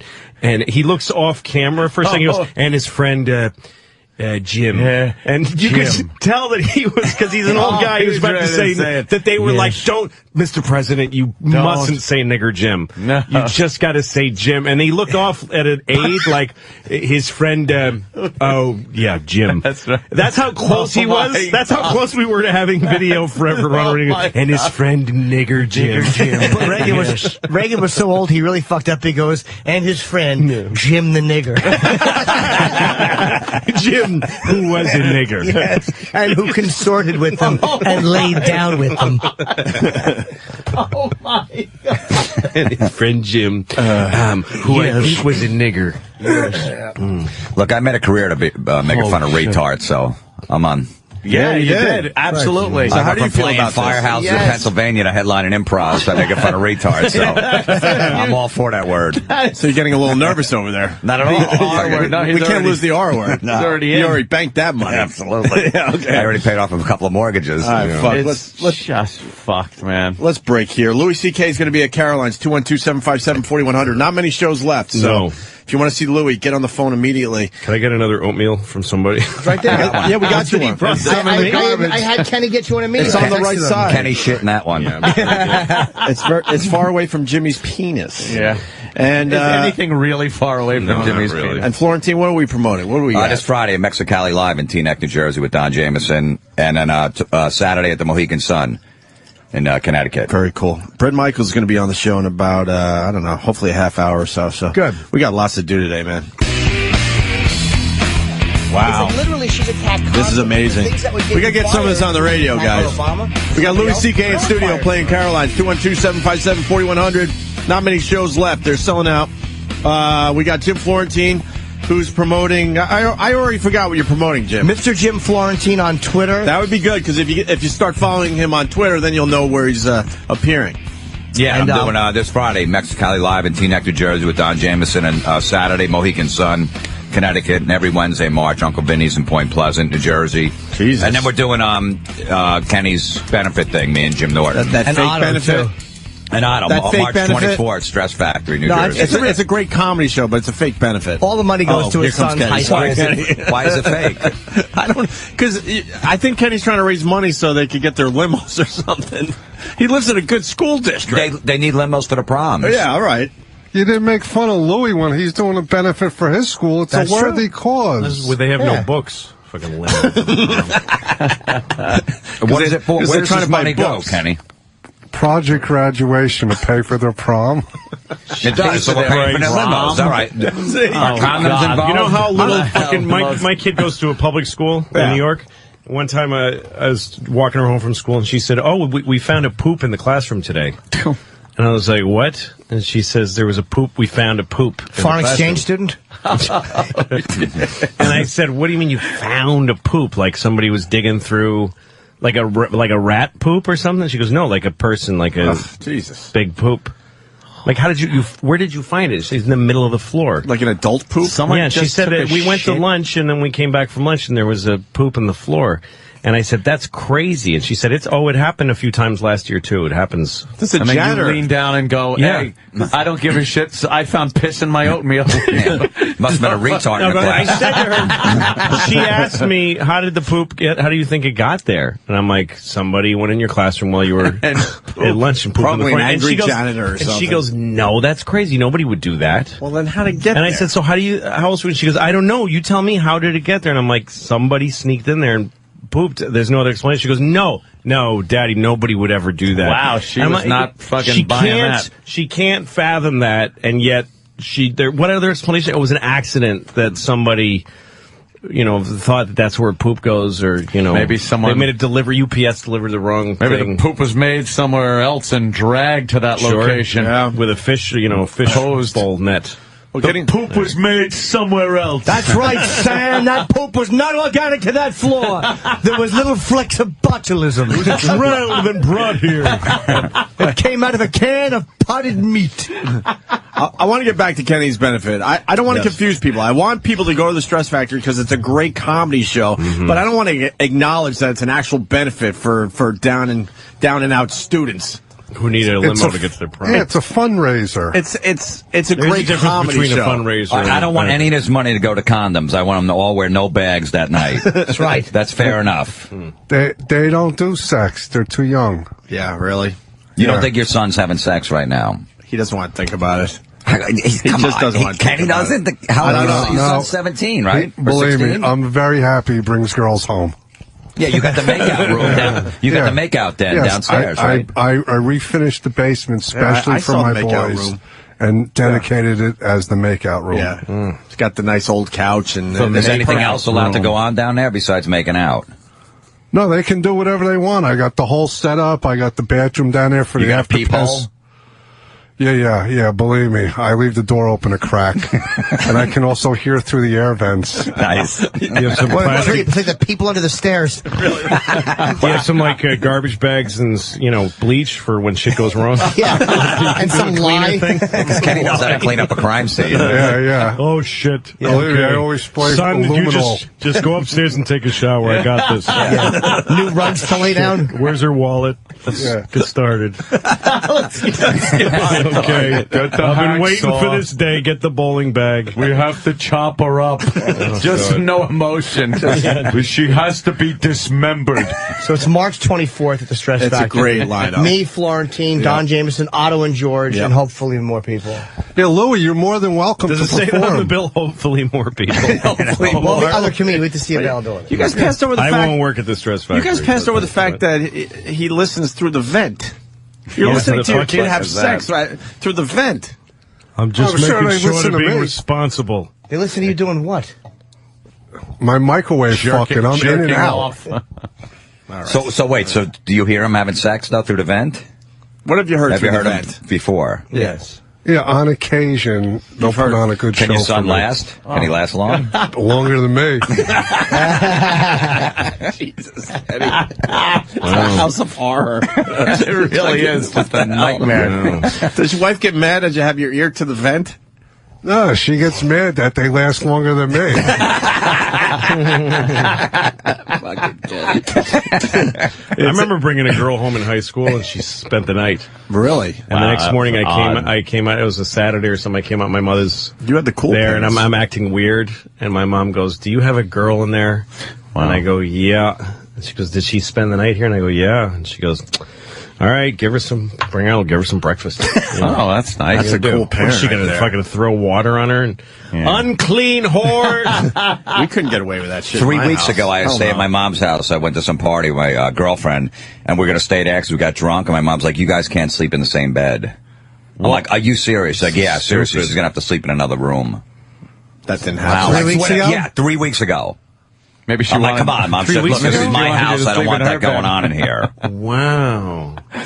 I'm like, "Man, you're fucking old school." Because you're not married yet? Yeah, we're not married, so we couldn't sleep in the same bed in our house. So what you should have done was fucked her in the ass in the living room, and then slept in separate beds and left video. It was great because then I just banged her and went to the couch. I didn't have to cuddle. You know, that's actually pretty great. Yeah. Sorry, my mom says you should do that at your own house. Look, I love my mom. I know. You got to go home, sweetie. My mom wouldn't approve of this. Get the fuck out. Give me some time to have some snacks, watch cable.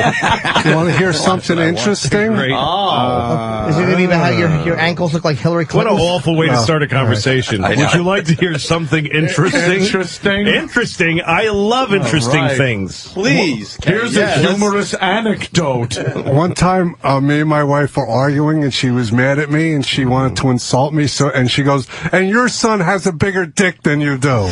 Wow. That is interesting. How did she know that? That's what I'd like to know. I mean, she probably the last time she probably saw it when he was like 4. Yeah, So that's not good. So that's not good. Your son has had a bigger dick than you since I fucking put talcum on it. That's hilarious. What a great insult. That sucks, Ken. That'd be terrible if it was a reverse insult and she was mad at the son, and your father has a bigger dick than you. What a terrible insult that would be.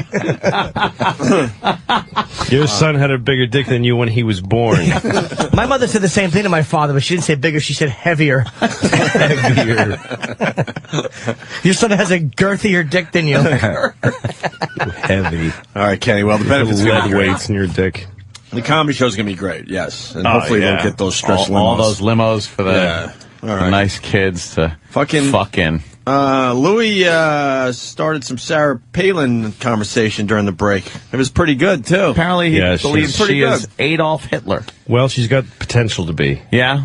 Yeah, because like I was saying that you only, in times of national crisis, you only need like 30% of the public to take over. And we're in that crisis Well, we mode. might, if one bad thing happens, like a major 9/11-y kind of thing. Yeah. I like that that's a cutesy adjective now. 9/11-y. It was kind of 9/11-y. We're describing a date. Yeah, it was a little bit 9/11-y. Yeah. Like that date I had on 9/11 that was ruined by 9/11. I don't think Sarah Palin's any threat. I think that really don't. if there's some bad thing, then she could grab and take over. Just that she's pro-life, though. She'll never get the. Well, again, when the people big are like vote. weighing their beliefs and weighing, like going, I don't like this and I don't like, but pro-life, but then again, she's soft on crime, that kind of thing. I don't On know. an even playing field, no. But with some fucking chaos going on, I think you'd rather have like a guy in there No that's- shot. that has the similar thought as she does. Similar mindset. There's Adolf Hitler. Hillary Clinton will get elected way before Sarah Palin. Hillary Clinton would massacre her head-to-head in any debate. And even people who like Sarah Palin couldn't deny that she got Hillary would massacre her in a head-to-head. Her voice is just so but it annoying. doesn't matter when you win. That doesn't matter. That's the thing about it. That's how stupid liberals are, that they think that if you study up and you're a better debater, that means shit to the average American. Like when John Kerry debated George Bush, he out-facted him, and he was smarter than him. He said more knowledgeable things, and he was more correct about everything. But he was Frankenstein. But then Bush just went, 9/11, you want that again? Come on, let's go, guys. And everyone went like, I know what you're saying, George. Yeah, but then reporting for duty really made a fool out of him. Fucked it up with that. I blame him for all of it. I blame him for all of it. And also, they don't stand. Liberals don't even. The Democrats don't even stand up for who they're supposed to stand up for. You know, like gay when they were talking about gay marriage in the debates, Bush had a really salient point. He didn't say, I don't think people should be gay. He didn't say anything anti-gay. He said marriage is a really simple contract that's understood everywhere in the country. And if you start having it be different in different places, that's a very volatile issue, and it's a little scary. And that's something that pro-gay people could get behind. It was a good fucking argument. Then they throw it to Kerry, and he goes, I heard Dick Cheney's daughter's a fucking dyke. Like he brought that up out of nowhere. That was his whole so argument. Ham-handed. Hey, she chews box. That'll teach her. And you're the fucking liberal. Like reporting they just for duty. What a tool! What an embarrassing. Plus, I don't think anybody liked the fact that he married rich. I don't think people like the fact that he married a rich broad. A rich, and he was ugly at the Heinz broad. chick. Rich, ugly, foreign, ketchup, stupid broad. Who didn't want to be first lady whatsoever? Yeah, nobody wanted to look at her. She didn't want to be. My name is Tisha Heinz, Remember? and I have something to say. Something. Don't say. Exactly. Put your pussy on my burger. That's what we care about. Squeeze your menstrual fluid onto my burger, Heinz bitch, and fucking hit the road. Exactly. I'm going to have a wiener.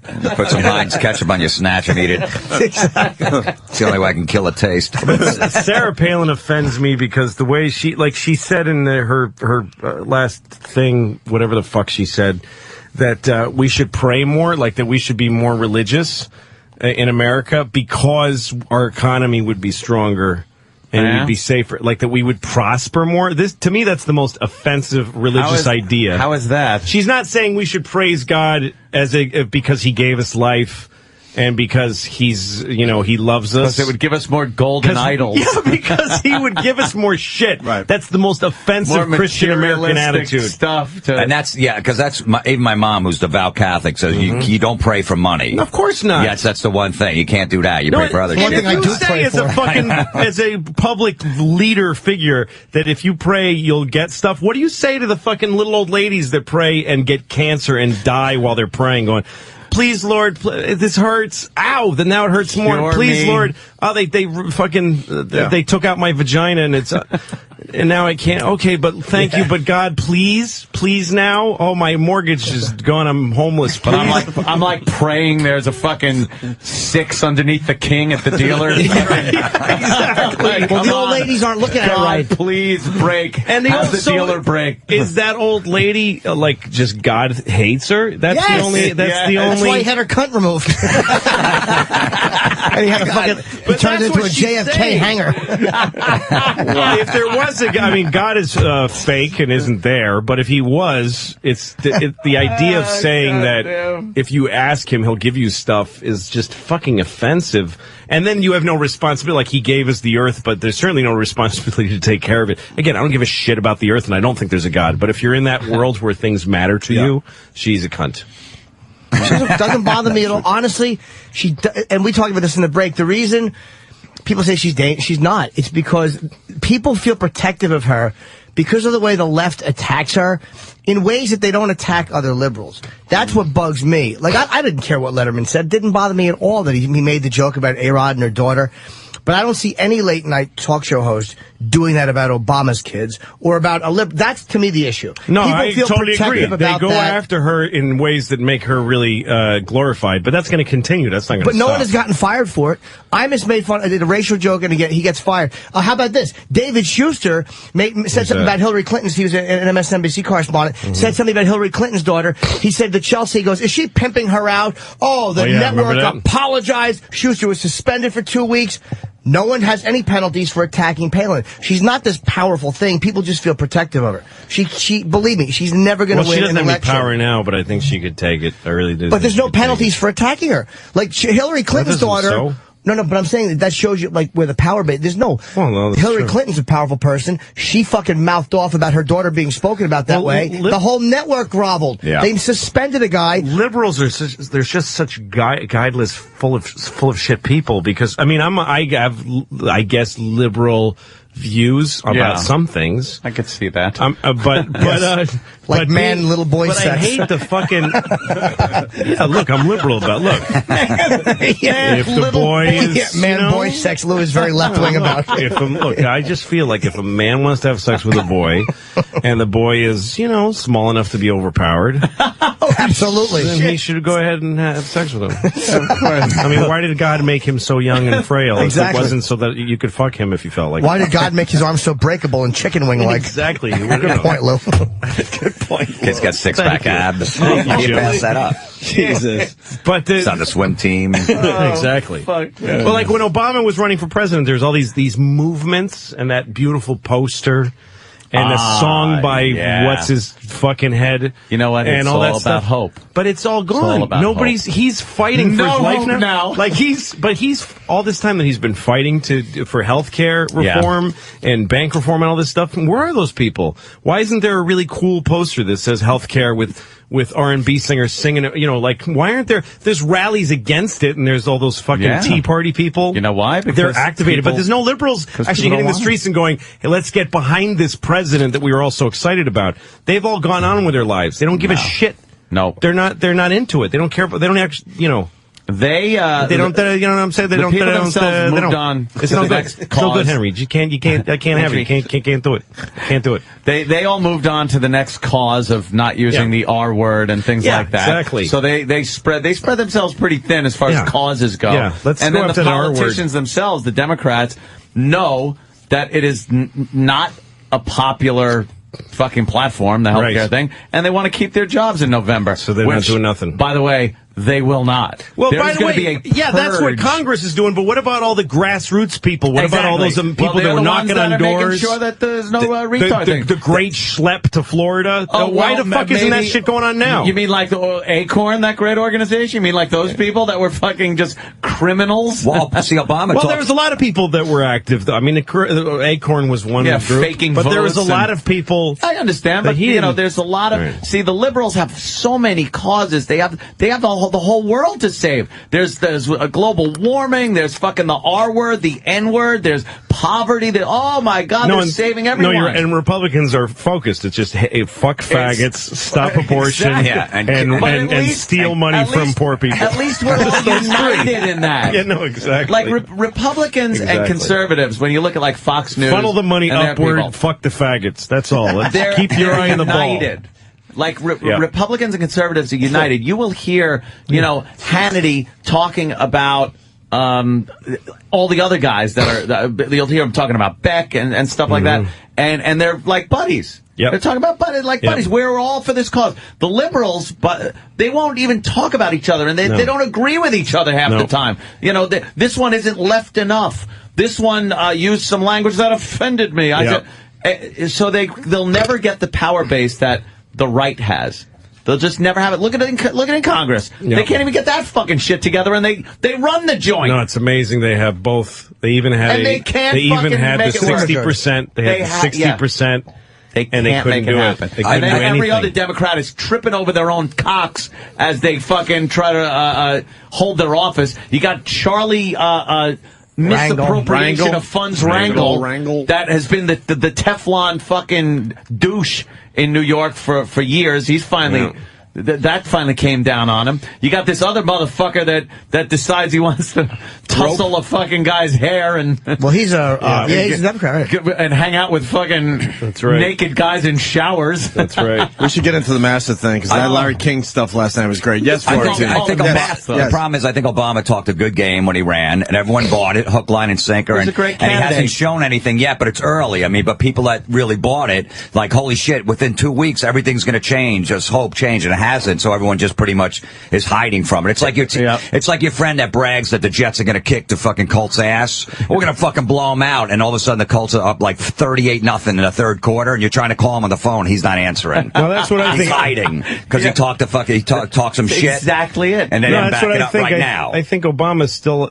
trying to hang in there, and but he needs more than just him. He's one branch of the government. Nobody's fucking helping him. But no they're one all wants hiding or just not doing anything. They want to keep their jobs. Yep. And they know that the majority of the American people have health care, first of all. Do we want the insurance companies to fucking reel this shit in?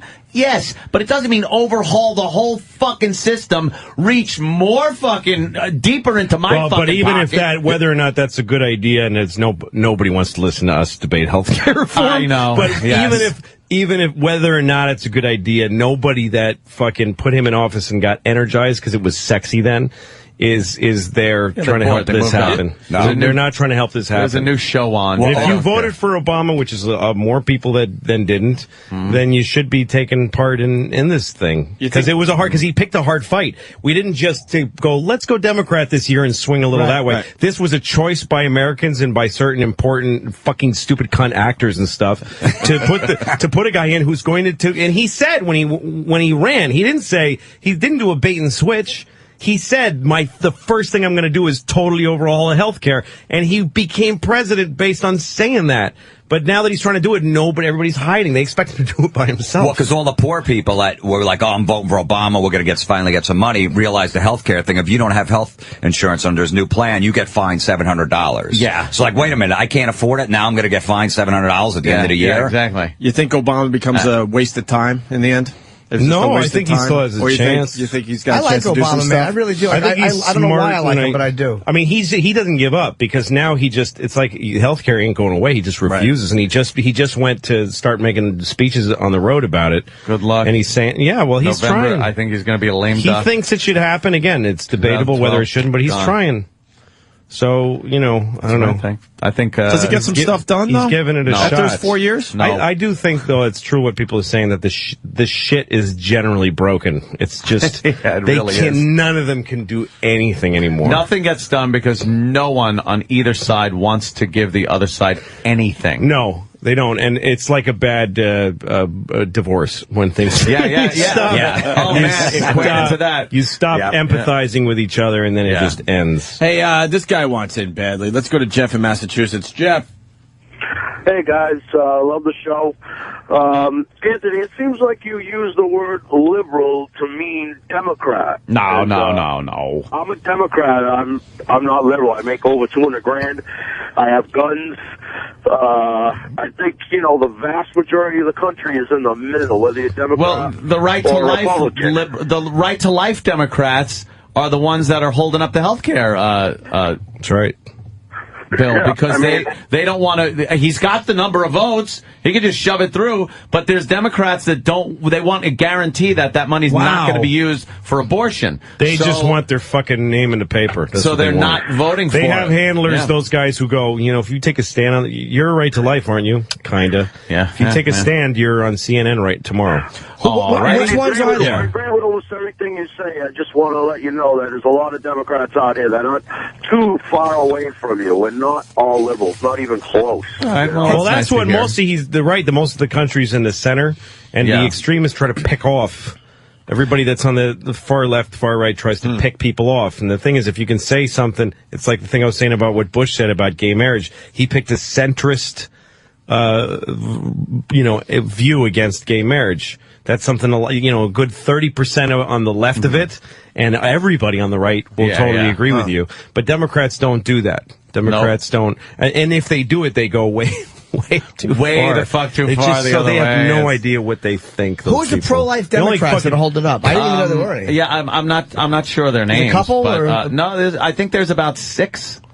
What they want to know is that federal funds won't be used for abortions? They want it written, guaranteed that no federal funding will go towards abortions in this health care bill. So that is holding up the bill as far as them being able to slide it through with 51 votes. But the fucking right to life. Abortion is $400. Pay out of your pocket. Yeah. You're not that going to is true. You're right. It's not like it's $10,000. Yeah, exactly. Let's see, half and a ride to the clinic. All right. Hey, I need that money.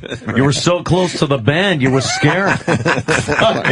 Damone never showed up. Damone rules. Fucking Damone. Damone rules. He never showed up. And nobody gave him his ticket money. He was trying. You wanted it as much as I did. Fucking what a scumbag. Motherfucker. He pumps her twice, leaves her fucking waiting with a cunt full of jizz, no orgasm. She has a fucking baby. She gets pregnant. Didn't he say you wanted it more than I did? Yeah, you wanted it more than I did. All right, I'll take it back. I'll take it back. Hey, I need that money. I love that guy. Hey, so Master was on Larry King. This audio is worth playing because Larry was obsessed with asking him if he groped that guy. If he groped the guy. Yeah, the story is really out of hand, man. He is making accusations that because he was voting against the bill that the Democrats wanted him out. And he said it came directly from the White House. That's why they made these allegations about these creeps. Sexual little tussles that he did. But if this is the guy, the more I hear about Massa, if this is the guy, like one of the guys who's holding up the health care bill, yeah, I want the health care bill to pass. Because this guy, the more I hear about this guy, the more I think he's a cunt. The more I hear about this guy, at first I was on his side totally, but the more I hear about him, he's like, fuck him. He's just a disgruntled prick. Well, I would like to see him gone, but I wouldn't like to see that. Oh. I want to see it pass. Yay, pudding! I do want to see it pass, and I didn't until just this moment. Really? Just right this moment. As you moment. pass the gas. No, I'm sick of nothing getting done. It's just pass it already. The whole country got to fall cutting off 60% of your salary despite your fucking wallet. Nah, they ain't going to fuck with my salary. Oh, they will too. I know how to hide money. Is it just awful? Is it bad, Lou? God damn, Lou. What's the matter, Lou? All of a sudden you don't want to be on the team anymore? Lou comes in to plug some gigs.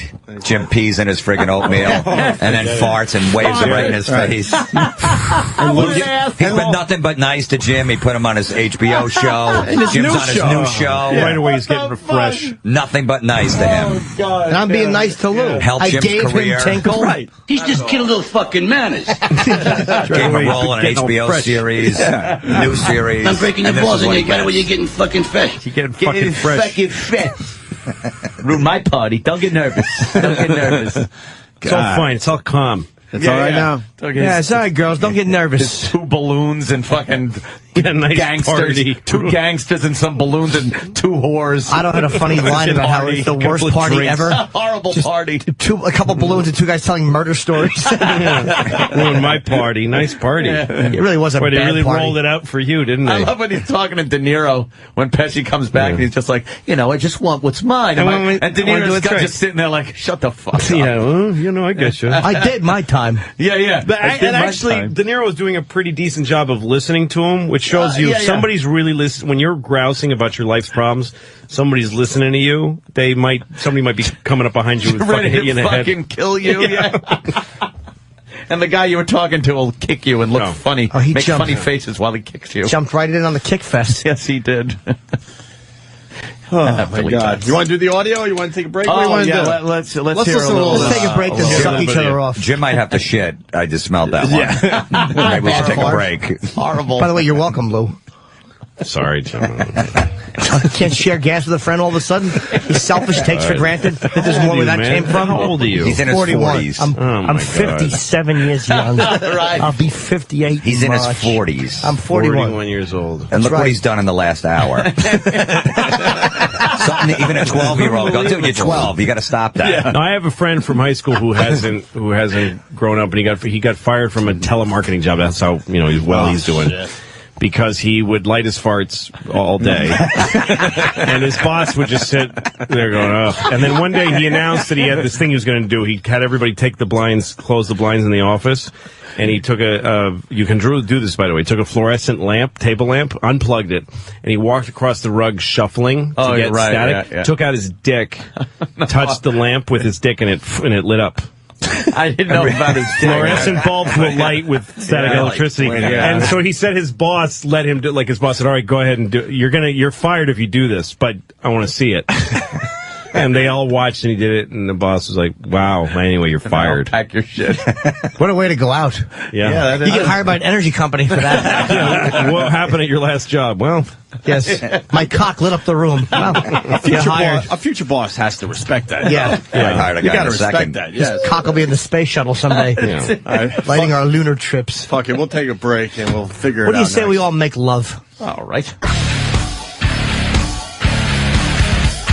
Catching up with Louis C.K. today, who's going to be at Caroline's all weekend long, starting tomorrow night. Thursday through Sunday. There's a million shows, but most of them are sold out already. So get on the phone if you want to see Louis and what he's been up to. There might be a Friday late show added. Yeah, I think they'll figure it out when they call. Because it's not on the Caroline's website so well, you have to dig it out. Sunday, the 7 o'clock show, it's not on the regular show list. They made it a separate event, which is fucking stupid. Sorry. 7 o'clock Sunday is a benefit for my kid's school. It's the same show. It will feel like any other show. Right. It's just that it costs more money. You can try. And you're giving money to my daughter's school. Let's be honest, you can try a little harder because it's for your kids. A little bit harder. A little bit harder. Just call Caroline's and they'll tell you what shows are available. And then we got Florentine in studio as well. He's got a lot going on. Mexicali Live, Teaneck, New Jersey, Friday. And then Saturday you go up to Mohegan Sun. Wow. Yeah. Cool. Good to see Florentine as well. And we get, yes, Kenny. Oh, no. Jim Florentine does good Twitters, too. He just got on Twitter. Yeah, but like he does them good. Like yesterday, he went to get a newspaper. Yeah. And the lady behind the cash register said, "You want to buy any candy?" And Florentine said, "I'm 40 years old. I don't like candy. I'm not 8. I'm 40. I like blowjobs." That's what he twittered. That long? I did not tweet it out. Yeah. Is there how many? I didn't think you could fit that many characters in that's Twitter. a little more than 140 characters there. And then he said, this fucking Kenny is having, look at him, he's so happy today. I know. Why are you so happy today? The beginning of a Twitter story. And then the lady, she says, she goes like this, she says, oh, I ran out of room. He's losing I can't finish Why are you my so story. happy today? It's a terrific show. Why wouldn't I be happy? Well, he's got that You're just right. sitting in the corner watching the action, aren't you? Yeah, that's what I do. I sit in the corner because I should be seen and not heard. People notice on... Well, no, that when you would stand in the clear open and just not talk. You're doing the opposite. You're hiding and talking a lot. Kenny, people notice on the latest video we filmed that you have very dry lips. My chapped lips. Do you want to comment on all the dry lip jokes that are... How's your boyfriend feel about that? They No. say your lips are very chapped. I'm great comedy fodder. He is such an ass. I love him. Kenny's lips are like an alligator asshole. We're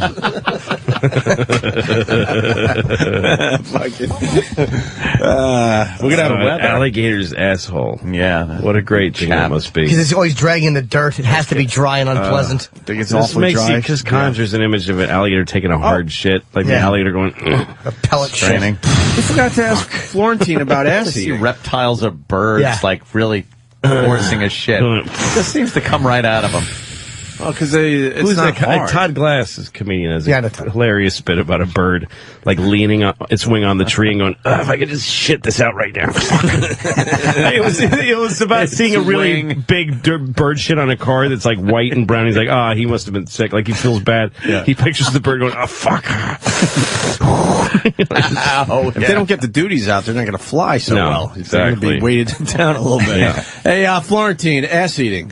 Jimmy was bragging about your ass eating. I'm saying that you like getting it done. I like getting it done. Those guys don't like their asses eaten. I love my ass. yeah. Well, I know what's going on with my ass. Huh? I don't want to put anyone through that shit. After a shower or something like that.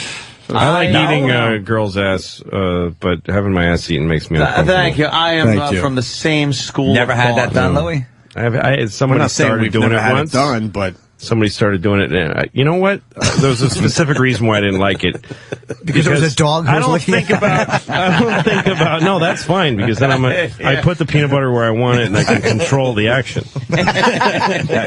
But I don't think about myself when I'm having sex. I'm just I'm in the moment with this person.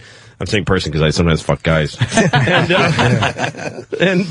But in this moment, I was laying on my stomach, and she started doing this, and I got this really vivid sense that I'm this big fucking whale on my stomach, and my sort of shapeless ass is kind of cocked up into the air, like I'm in a pose that it should be like a hot girl, right? And it's just I know like my bald head is now facing up, and my kind of fucking hairy big back, and it just gave me a very unhappy feeling about myself. Yeah, if I was like fucking Derek Jeter with my ass stuck up in the air, I'd be like, yeah, eat it, bitch. You know it's good. And A-Rod would. Yeah, and A-Rod would be like, yes, dear. Okay, yes, sir. When I'm having my ass eaten, I put my arms straight out and my legs, and I pretend I'm a superhero flying. And that's how I'm carrying the damsel in distress by her tongue. Really? So you don't want it? Opie, you've never had that done? I've had it done, yeah. I'm with Lou, though. It's kind of uncomfortable. Love it. I don't know. It just feels uncomfortable. I guess I would prefer to. I don't like. It's just my taste. I would prefer to shove my cock into a woman's pussy and just roughly shove it in and out till I shoot cum up inside of her fucking You're old pussy. school. Yeah, what's wrong with you? You're old school. Have you tried that? Have you had that done? You're old school. Wow. Lou, they're not mutually exclusive. Kinky. Can do both. Florentine, anything else on ass eating? No, it's nothing like it, man. It's fucking great. I remember this girl I was dating. You remember we used to live with her yeah. long time ago, the other one. Yeah. She just came home after like 3 years in a relationship, and she just friggin' lifted my ankles up and held me up like a little baby and just started eating my ass. So I'm like, afterward, I'm like, whoa, this is nice. And I'm like, where did this come from? She goes, yeah, my girlfriend just told me about she eats her boyfriend's ass, and you got to try it, and it's great. So I'm going to start doing that now. I'm like, fucking beautiful. Like a chick never does that 3 years in. First 6 months or whatever, they'll throw that out there and then they'll stop. And then she would do it every time. Wow, it's fucking great. I had to bargain to get that done. Like, all right, if you want to see this movie, all right, if you eat my ass, I'll take you to that movie. I'll take you to Alice in Wonderland. We got Brett Michaels. You eat my ass. Then I'll take you to the Mr. Fox, whatever it is. Hey, Brett, you might not want to come in right now. We're talking about ass eating. We're talking about ass eating, Brett. How are you guys doing today? What's up, Brett? Brett Michaels, everyone. Nice to meet you. You guys just keep. I'm just coming in to listen to the conversation. We've run out of I'm doing good. Doing that right? We've run out of room, sir. So just I don't know. You guys keep talking. I'm just coming in. No, you could add in. We're talking about pros and cons. Ass eating. Yeah, getting your ass eaten. Getting your ass eaten. Is that giving or receiving? Both. Grab that mic over there. Yeah, both. Just grab it. There you go. I have to love a woman to eat her ass. Like I have to feel for her. I just want to go. I just want to grab. The way It's even better when you don't love them. The same way that people love to grab a little kid's cheeks and go, "You little cutie." I just want to grab her. Just fucking stick my tongue up her asshole. Cheeks. I say the same thing to a girl's asshole. I love you so much. You're just as sweet as you think. Do we have a higher chair or a stool so Brett Michaels doesn't feel like he's at the I'm good. The kiddie table over there? I've never been more comfortable in my life. Look at it. We all have to turn around and look at you. We're discussing having our asses eaten. Now, me and Florentine on the end love it. Lou, Open Ant, don't like their asses eaten. I don't want my fan. ass eaten. No. I don't like but I will fucking go tonsils deep. Yeah, we'll get in there. In a girl's ass. How do you feel? I'm going to go with you on that one. I've never, I'm going to go with you on that one. I can go in deep with the tongue. I would like not to have my ass eaten. Really? No, wait. Only for this reason. Only for their safety as well. Right. You know what I mean? There's many things. I'd have a lot of nervousness going on down there. However, I'm a giving person. I like to give them a tongue. Yeah, that's what it is. Tongue lashing down. Right after a nice bath, and you just dropped the deuce before, so prior to the bath, or in the bath. In the bath. Yeah. I drop the deuce. Right. Take the bath. then you come out. Now you're then still nervous. I might be up for an ass. All right. Well, it's nice. Like it is a pretty direct hit if you fart during an ass eating. I mean, God damn. It's really, if she's blowing you, you just fart on her chin. Right. On her neck. It's just going right in. Terrible thought. She actually swallows it. I haven't had a second cup of coffee yet. Man, you guys don't waste no time. No, not at all. We got to start early. Balls deep. Celebrity Apprentice starts Sunday already? March 1st. God, I remember when you came in here to promote the fact that you got hired or whatever. With Sharon. Last time you were with Sharon. Sharon and us hanging out. Dude, you were part of one of our big videos. Yeah, I know you're a big star, but this was big for us when that video went viral. Susan Boyle. When she was trash talking Susan Boyle. You were here having a good time with that, too. And you remember when I said to you guys, I said, everyone was laughing. I said, I'm not going to make any comment because I don't know exactly what everyone's talking about. Remember, the good thing about my life is sometimes I'm aloof as to what's happening in current events. I'm like, yeah, she's great. Susan Boyle. Sharon was just going she killed her. God bless Sharon for doing that, too. A little honesty doesn't hurt anybody. No. So you're out pushing Celebrity Apprentice. Yeah, I'm just out. It starts this coming Sunday, and then I got the solo tour kicks off, and of all cities, Fargo. Delicious Fargo, North Dakota. I love Fargo. It's a great rock What's city. the venue there? I'm wondering what they call It's called The Venue. The Venue? The Venue is called The Venue. The arena, The Venue. What a bunch of dopes in Fargo. The roof what do we call this? That's why I do well there. It's literal like I am. I'm like, we're playing at the venue. What's the venue? The Venue. The venue. You play. You go to the venue. You play the guitar. It's and you down get the dollar by the lake. They're going crazy down by the lake. You play the venue. You play your guitar. You go eat the food, and you go home. Congratulations! That was a combination for Canadian. I'm not sure what I'm doing. Fargoing. Well, close to Canada. Fargoing. Close enough. I've got Pittsburghese. A lot of yins. Yins doing all right. Everything ends with a question, even when you're asserting yourself. Yins are real nice. That's how people start to sound when they get far away from places that matter. They just get like, let's at least talk interesting because everything we're saying means nothing. No, this state went up in flames. No one in New York would know about it for several months. Nothing would be affected until Brett's tour got rerouted. Then you'd hear it on the news. Yes. Fuck, Fargo blew up. When? Like 6 months ago. How's Donald Trump, man?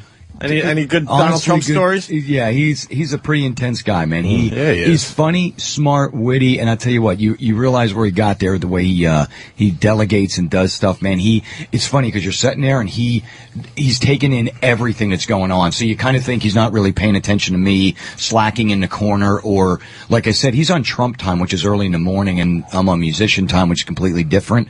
And it was he's on though, man. He's a smart guy. You like doing the show? Yeah, I did. Who else is on the show, Brett, besides you and Sharon? It's a good one, Sharon, man. Daryl Strawberry, Sinbad, Cindy Lauper, it's Summer Sanders, and it's and then you still tour, right? So you still tour everything, yeah. Yep. So it's probably fun for you because you don't give a shit how that shit goes, really. Right?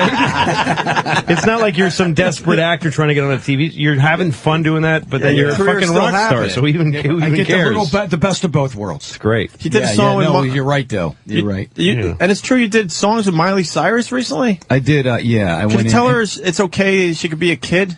Yeah, I did exactly what I said. What the fuck's wrong with this broad?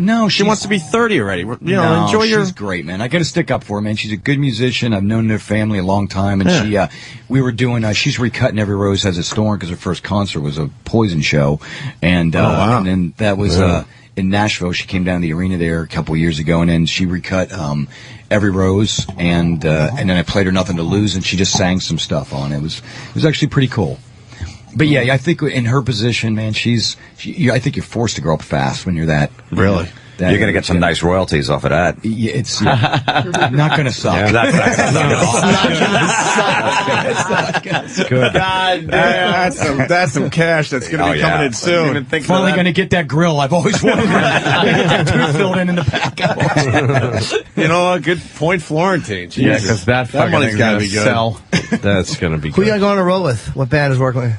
Just solo. I'm out by myself, and then, you have no opening act? This summer I go out. It's Brett Michaels or Leonard Skinner and Brett Michaels. Like they did it with Kid Rock last year, so I'm gonna go out this year, and it's kind of it's awesome because I'm. Are you going to sing with them at all, or just totally separate? Yeah, half. No, it'll be us and Skinner, and we'll go out and do 2 separate shows, and then probably at the end come out and hopefully do a couple songs. I saw Skinner last year on that tour with Kid Rock. Yeah. Phenomenal. They're great, right? Unbelievable. I would like to see that. It's great. Every song, every song. Is there any of them the same guys? Every song they play. Yeah. They're down to like 2 original members at this point, something like that. They've lost just about everybody. But they still sound like Skinner. Forever, they do. I like the new singer. Well, not new, but I mean, I like the brother, man. I think he's fucking. What's his name? Donnie? Johnny. Johnny singing? Yeah. There's Donnie, Johnny, and Ronnie. Ronnie, Johnny, and Donnie. Yeah. And Johnny's. I thought Donnie was a singer now. Donnie was 38 Special, and then maybe he's... Oh, right. Yeah, where is Donnie these days? I used to drink beers with him when I was doing Radio drink Rochester. beers with him. I saw him down. I did a thing with all those guys at the Fox Theater for Skinner's like reunion thing, and he was great. Is he still singing? Album come out of the Fox Theater. They did a live album from there, like 76. Wait, is Donnie still singing? Yeah. With 38 Special? I don't, you know what? I don't know, but I think so, yeah. I'm going to go with yes. How do you not know everything in rock and roll? Damn it. What's the matter? I'm going back to my coffee. I was enjoying you guys having fun. Let's go back to eating ass. Let's go back to ass licking. Like ass licking. Yeah, that's what we really rock. need to That's know. all I know, and Skinner's going to be fun. Bob Kelly tells us, because I was at... How do you segue from ass butt licking? I know. We just were all over the place. And then right into Miley and then Skinner. Yeah, well. That's all part of the same thing. Miley, that's true. Yes, I should say. I won't say a word because, you know. Yeah, by the way, there are women who I would let him be talking about how old is she again? Miley she's 17. She's only 17, but she really... Anyway, so 17, by the way, is completely legal in New York. It depends on how old you are, though. No, it doesn't. I thought there was a fucking... You can only be a certain amount of years. The age of consent. You just can't show them anything pornographic. And how would you know this? You can't show them nudity on the internet. You know every every hair to be I know every state. I know every law. Really? I fuck around with me. Right, I got to Facebook that chick back then. Massachusetts is 16 unless the girl's a virgin. What? Then it's 18.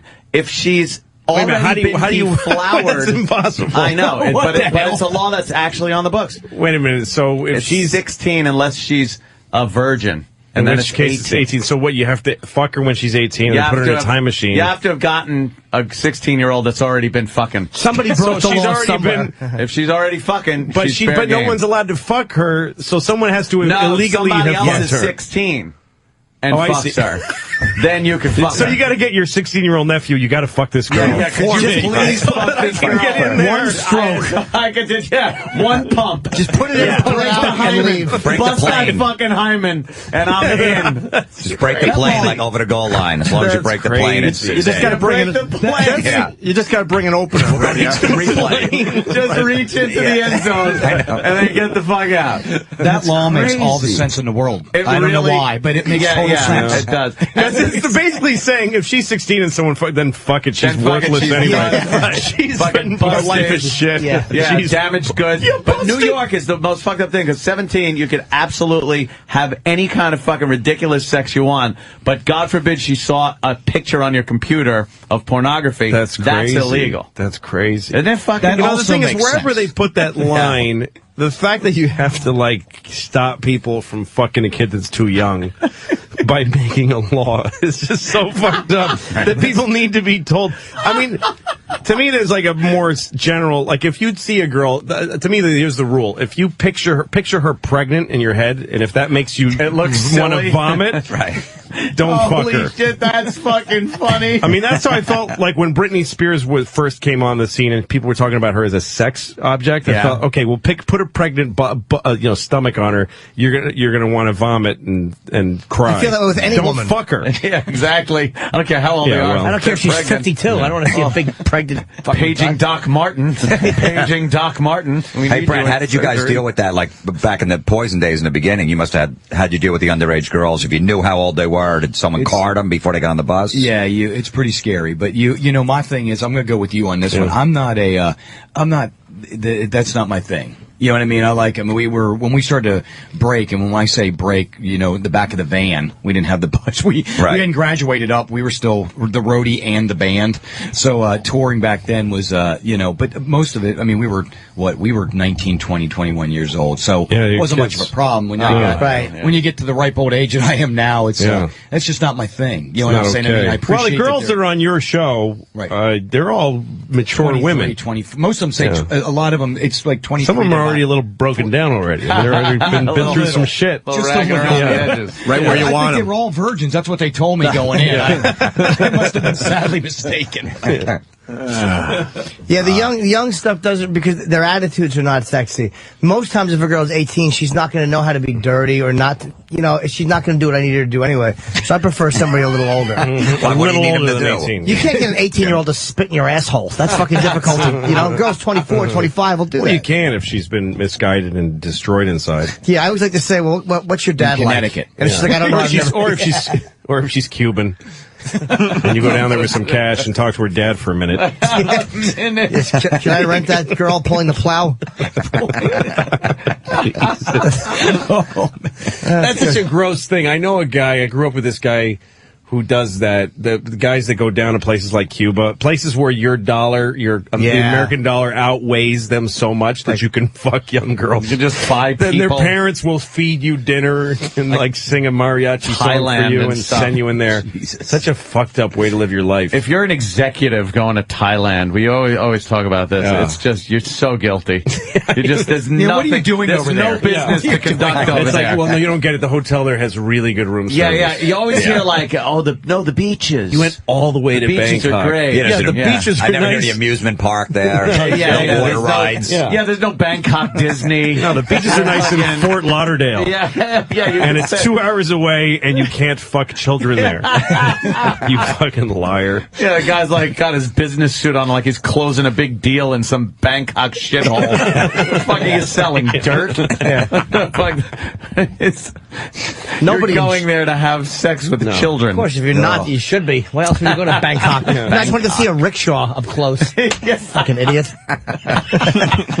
And eat fucking food that gives me diarrhea. Stay in the States. There was some executive that got fucked up recently with his laptop. Oh yeah, went through customs and they turned it on. Porn in it. I mean, this guy must have just shut his computer off with all the pictures on the screen. When he turns it on, they all just pop. Yeah, his screensaver. It's like a 13-year-old. Fucking Dakota Fanning. It's amazing that a guy that has that much money, a big executive, you think he would throw away his laptop. Like if I downloaded kiddie porn just on a fucking whim, if I was whatever, I would go, you know what, I'm getting rid of this fucking, I'm gonna go buy another Dell laptop for $400. I'm just chucking this one. This one's going in the fireplace. Well, how about you just around the country? How about you just email yourself the pictures and then fucking rewipe your hard drive before you get on the plane, you dumb fuck. He knows just how log to do into it. the email He knows account. how to do it. There you go. So saying, now you got another rap on if you, I put which myself is through electronically sending the pornography, I which don't- is I have another no desire crime. for kid porn. I mean, as much as I'm dirty, who hasn't You've seen had a mouth enough. shit in? You've had enough, My right? fucking my computer's seen it all. squeaky clean. My computer's squeaky Here's what you clean. can find on mine. I wouldn't. There's even if you're into it, even if you were fucking into it, you'd be crazy to fucking No, download even anything. what's his name? Pete Townsend just looked at it because he was he was molested as a kid. Yeah, and he looked at this stuff and then researching a reported it to he turned himself to the in. government. Yeah. No, he people were reported the beating up site to boys the going to watch government, and boxing then now- videos. Yeah. I made a mistake. I think I downloaded some porn with children. It's what? What'd you do? Bobby's at Scotland Yard. Because he used a credit card or some shit. Yeah. Yeah. And then he saw this shit come up and turned himself in. And Yeah, then when he you're arrested starting him. to put in the code, the 3-letter code on your credit card on the back, fuckchild.com, you got to pause and go, Expiration date. Hold on a second. Yeah. Wait, Perhaps not. I think it happens when you're jerking off and it sounds like a great idea, and then as soon as you come, you're like, oh boy, I better call somebody. But I mean, that's why I tell us just about think- the Celebrity Apprentice on ABC. Really. I stay completely out of that one. Having 2 daughters, I'm like, No, but I mean, that's why anybody who would register themselves in a kid porn I go thing. back with you to this on this. Yeah. I go back to Yeah. I digress, Yes. if I may, Yeah. to the fact that it's just not an interest. So I'm not, and I stick to my pager. I still get a pager. So Do you can't- really? No, but it sounds good. Yeah. Got him like don't get in trouble with a pager. 911. This is important. That's true. You can't get trouble with a pager. Yeah. Your phone number pops up, right? Yeah, no. Who, what? I never saw. Like, I don't know what that is. Did you notice I actually acted like I was still Like you had a pager. But it was very good because I bought into it. Do you still have one? What a fucking easily led idiot I am. But The Apprentice rocks. It's a great show. There Please you go. See, tune in Sunday night. Are you allowed to and say tune who in won? early if you want to see me on the show? Oh shit! Oh shit! Oh, early exit. Earlier. Could be a teaser there. Oh shit! I thought I could you won be the way. going either direction. You don't know. You don't know. I don't know. Let's see. Dice has the record right now. Let's see if Brett can beat Dice's record. Dice. Dice You've is only in been on tomorrow. for a quarter of an episode. Thank you. That's it. I didn't even get per diem. The newly married They took Andrew back like Dice Clay. $38 per diem. Tomorrow. They're saying Brett has to go because you only had a few minutes. What the fuck? Steve's outside What saying happened this. to I come back? I'll come back and talk more about ass licking and All right. yeah, and then also The Apprentice. Did I mention? Yes. Yeah, no, we'll get the word out Guys, for you, thanks for having me. Now he's step off in to the on you. Disney Channel over here to I'm talk sure. about ass licking and. Well, this just woke me up. Now I'm Yeah, ready to hey, go. now you're awake. Go ahead. Good luck, man. Get Go over to get the him. sewing channel. I'll be back. I hope you do well. There's some niche channels here. See you, Brett. guys Take later. care, The, man. the Lug Wrench channel. Great to meet you. Nice to Thank you, sir. See you, bye. All right, Brett. Brett Michaels from the Celebrity Apprentice. sir. We're going to have you back after they kick your ass off that show, right? Yeah. All right, cool. I'd love to do No, that. we'll come back to promote that shit. Brett Michaels when he's on tour with Hey, Jim, Skinner. Brett, Pete books Brett. Who's that? Pete Pappalardi from AGI. Oh, yeah? Yeah, Are you with them? Yeah, he's with that. Yeah. Oh, shit, okay. Oh, he's my agent. Okay, I didn't know He's that. our agent, so. Dennis and, there's Pete, Dennis, and Yep. Alan. Adam. Oh, Adam, right, Adam. He does Metallica. All right, I'll let you guys. See you, All right, man. Brett. All Take right. care, man. Later, man. That's going to be a good show, Brett Michaels and Oh, Skinner yeah. this I'd love summer. to see that. Play some Skinner, man. Let's get the fuck out of here. Yeah, It's a nice day in New York. Fuck It's that too shit. nice to hang out in go a have breakfast or radio something. studio. We've done our time. You want to go smooch? We could. So what do we got to get done? Louis Piss C.K. in my Caroline's, food, that's selling. 212-757-4100. We'll make it easy. You call them, they'll tell you what shows are still available. And we're all excited about Louis' show that's going to be on FX after freaking Rescue Me. Dennis Leary. Nice. That's a nice great. spot. It's a great spot. And then that new show, Sons of Anarchy, their premiere, we also get to follow their season premiere. So that'll be the biggest lead. That's a nice show right there. And then we got Jim Florentine. What are we doing, Jim? Well, every Saturday night, that metal show on VH1 Classic. We're in the middle of fourth season. And then this Friday, Mexicali Live, Teaneck, New Jersey. And then Saturday, Mohegan Sun in Connecticut. Every Wednesday, Uncle Vinny's in Point Pleasant. And the This Jim month. Florentine on Twitter, right? Mr. Jim. Mr. Florentine. Oh, Mr. Fuck. All right, Mr. Jim Florentine on Twitter. And I'll be in Chicago area this weekend. Friday, St. Charles, 2 shows. Saturday, Zany's, Vernon Hills, 2 shows. And Don't leave your oatmeal on the table, folks. Yeah. You know what I'm saying? Yeah, with this You know what I'm guy, saying? don't leave your oatmeal with me. This fella's likely to piss in it. yeah, hey, get him a drink. Get him some oatmeal. Pissing it for me. From De Niro in Raging Bull, doing his jokes. Pissing it for me. Oh, and one more thing.